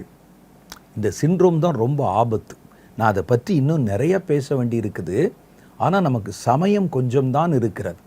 கர்த்தருக்கு சித்தமானால் அடுத்த நிகழ்ச்சியிலும் நான் இதை குறித்து நிறைய காரியங்களை சொல்லி, இப்போ ப்ராக்டிக்கலாக சாத்தான் உங்களை ஒரு செலிபிரிட்டி, அதை ஆராதிக்க வைப்பதற்கு என்னென்ன தந்திரங்களை செய்கிறான். நீங்கள் எதிலெல்லாம் கவனமாக இருக்கணும், உங்கள் பிள்ளைகளை எந்த விஷயத்தில் பத்திரமா பார்த்துக்கிறணுங்கிறத சொல்ல நான் விரும்புகிறேன். இது முக்கியமான ஒரு செய்தி, முக்கியமான ஒரு தகவல். ஆகவே இதை நீங்கள் ஸ்கிப் பண்ணிடாதீங்க, தொடர்ந்து கேளுங்க. சாத்தானுடைய தந்திரம் என்னங்கிறத நீங்கள் விளங்கி கொள்ளுவீங்க. இப்போ நம்ம ஒரு சின்ன ஜெபம் பண்ண போகிறோம்.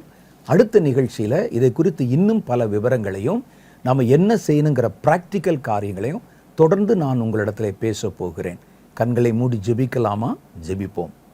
அன்பும் இரக்கமும் நிறைந்த எங்கள் பரலோக பிதாவே, கடைசி காலத்தில் மனங்களை தன் வசப்படுத்துகிற ஒரு கொடிய வஞ்சகம் கடவுளுக்கு மாற்றாக வேறொரு மனிதனை கொண்டு வந்து அவனை ஆராதிக்க செய்கிற ஒரு மாற்றத்திற்கு இப்பொழுதே விதை போடப்பட்டு எங்கள் வாலிப தலைமுறைகள் மனிதனை கடவுளாக நினைத்து ஏதோ ஒரு பிரபலமான காரியத்தை செய்தவர்களை இயற்கைக்கு மேற்பட்டவர்களாக பாவித்து அவர்களை ஆராதிக்கவும் வணங்கவும் செய்கிற ஒரு புதிய கலாச்சாரம் எங்கள் பிள்ளைகள் நடுவிலே விதைக்கப்படுகிறது. சமூக வலைத்தளங்களில், ஊடகங்களில் ஆண்டவரை கண்ணிகளை வைத்து விலையேற பெற்ற ஆத்துமாக்களை பிடிக்கிற ஒரு கொடிய கலாச்சார காலத்துக்குள்ளே நாங்கள் வந்திருக்கிறோம். கர்த்தருடைய கரத்திலே ஆண்டவரே இந்த காரியத்தை நாங்கள் ஒப்பு கொடுத்து ஜெபிக்கிறோம். அப்பா, நாங்கள் என்ன விதத்திலும் கர்த்தரை விட்டு விலகி வேறொரு கர்த்தரை தேடாதபடிக்கும், வேறொரு ஆராதனை நாங்கள் விரும்பாதபடிக்கும், வேறொருவனுக்கு மனதை இடங்கொடாதபடிக்கும் எங்களை காத்துக்கொள்ளுங்க. நாங்கள் ரட்சிக்கப்பட்டதும் நாங்கள் கர்ப்பம் திறந்து பிறப்பித்த எங்களுடைய புதிய தலைமுறையினரும் உமக்கு சேவகம் செய்யணும், உம்முடைய பிள்ளைகளாக ஜீவிக்கணும். நான் உதிரத்தை கொடுத்து பெற்ற என்னுடைய பிள்ளைகள் ஆண்டவரை சாத்தானுக்கு ஊழியம் செஞ்சால் எப்படி இருக்கும்? சாத்தானுக்கு வந்து ஒரு வேலைக்காரனாக அடிமையாக இருந்தால் எப்படி இருக்கும்? அப்படிப்பட்ட என்னுடைய கர்ப்பம் சபிக்கப்பட வேண்டாமா? ஆண்டவரை அப்படிப்பட்ட காரியங்கள் வராதபடி இந்த இளைய தலைமுறையுடைய கண்களை கர்த்தர் திறக்கணும்.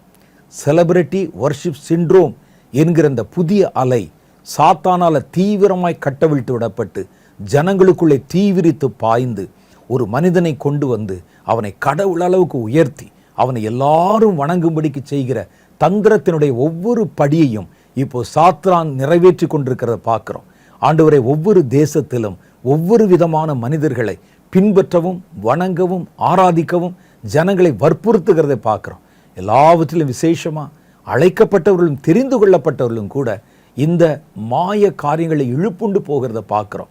கர்த்தாவே, ஒரு விழிப்புணர்வு எங்களுக்கு தந்தருளும். தேவ அபிஷேகம் உடைய பிள்ளைகளுடைய கண்களை திறப்பதாக, அவர்கள் எது உண்மை மெய் என்று அறிந்து கொள்வார்களாக.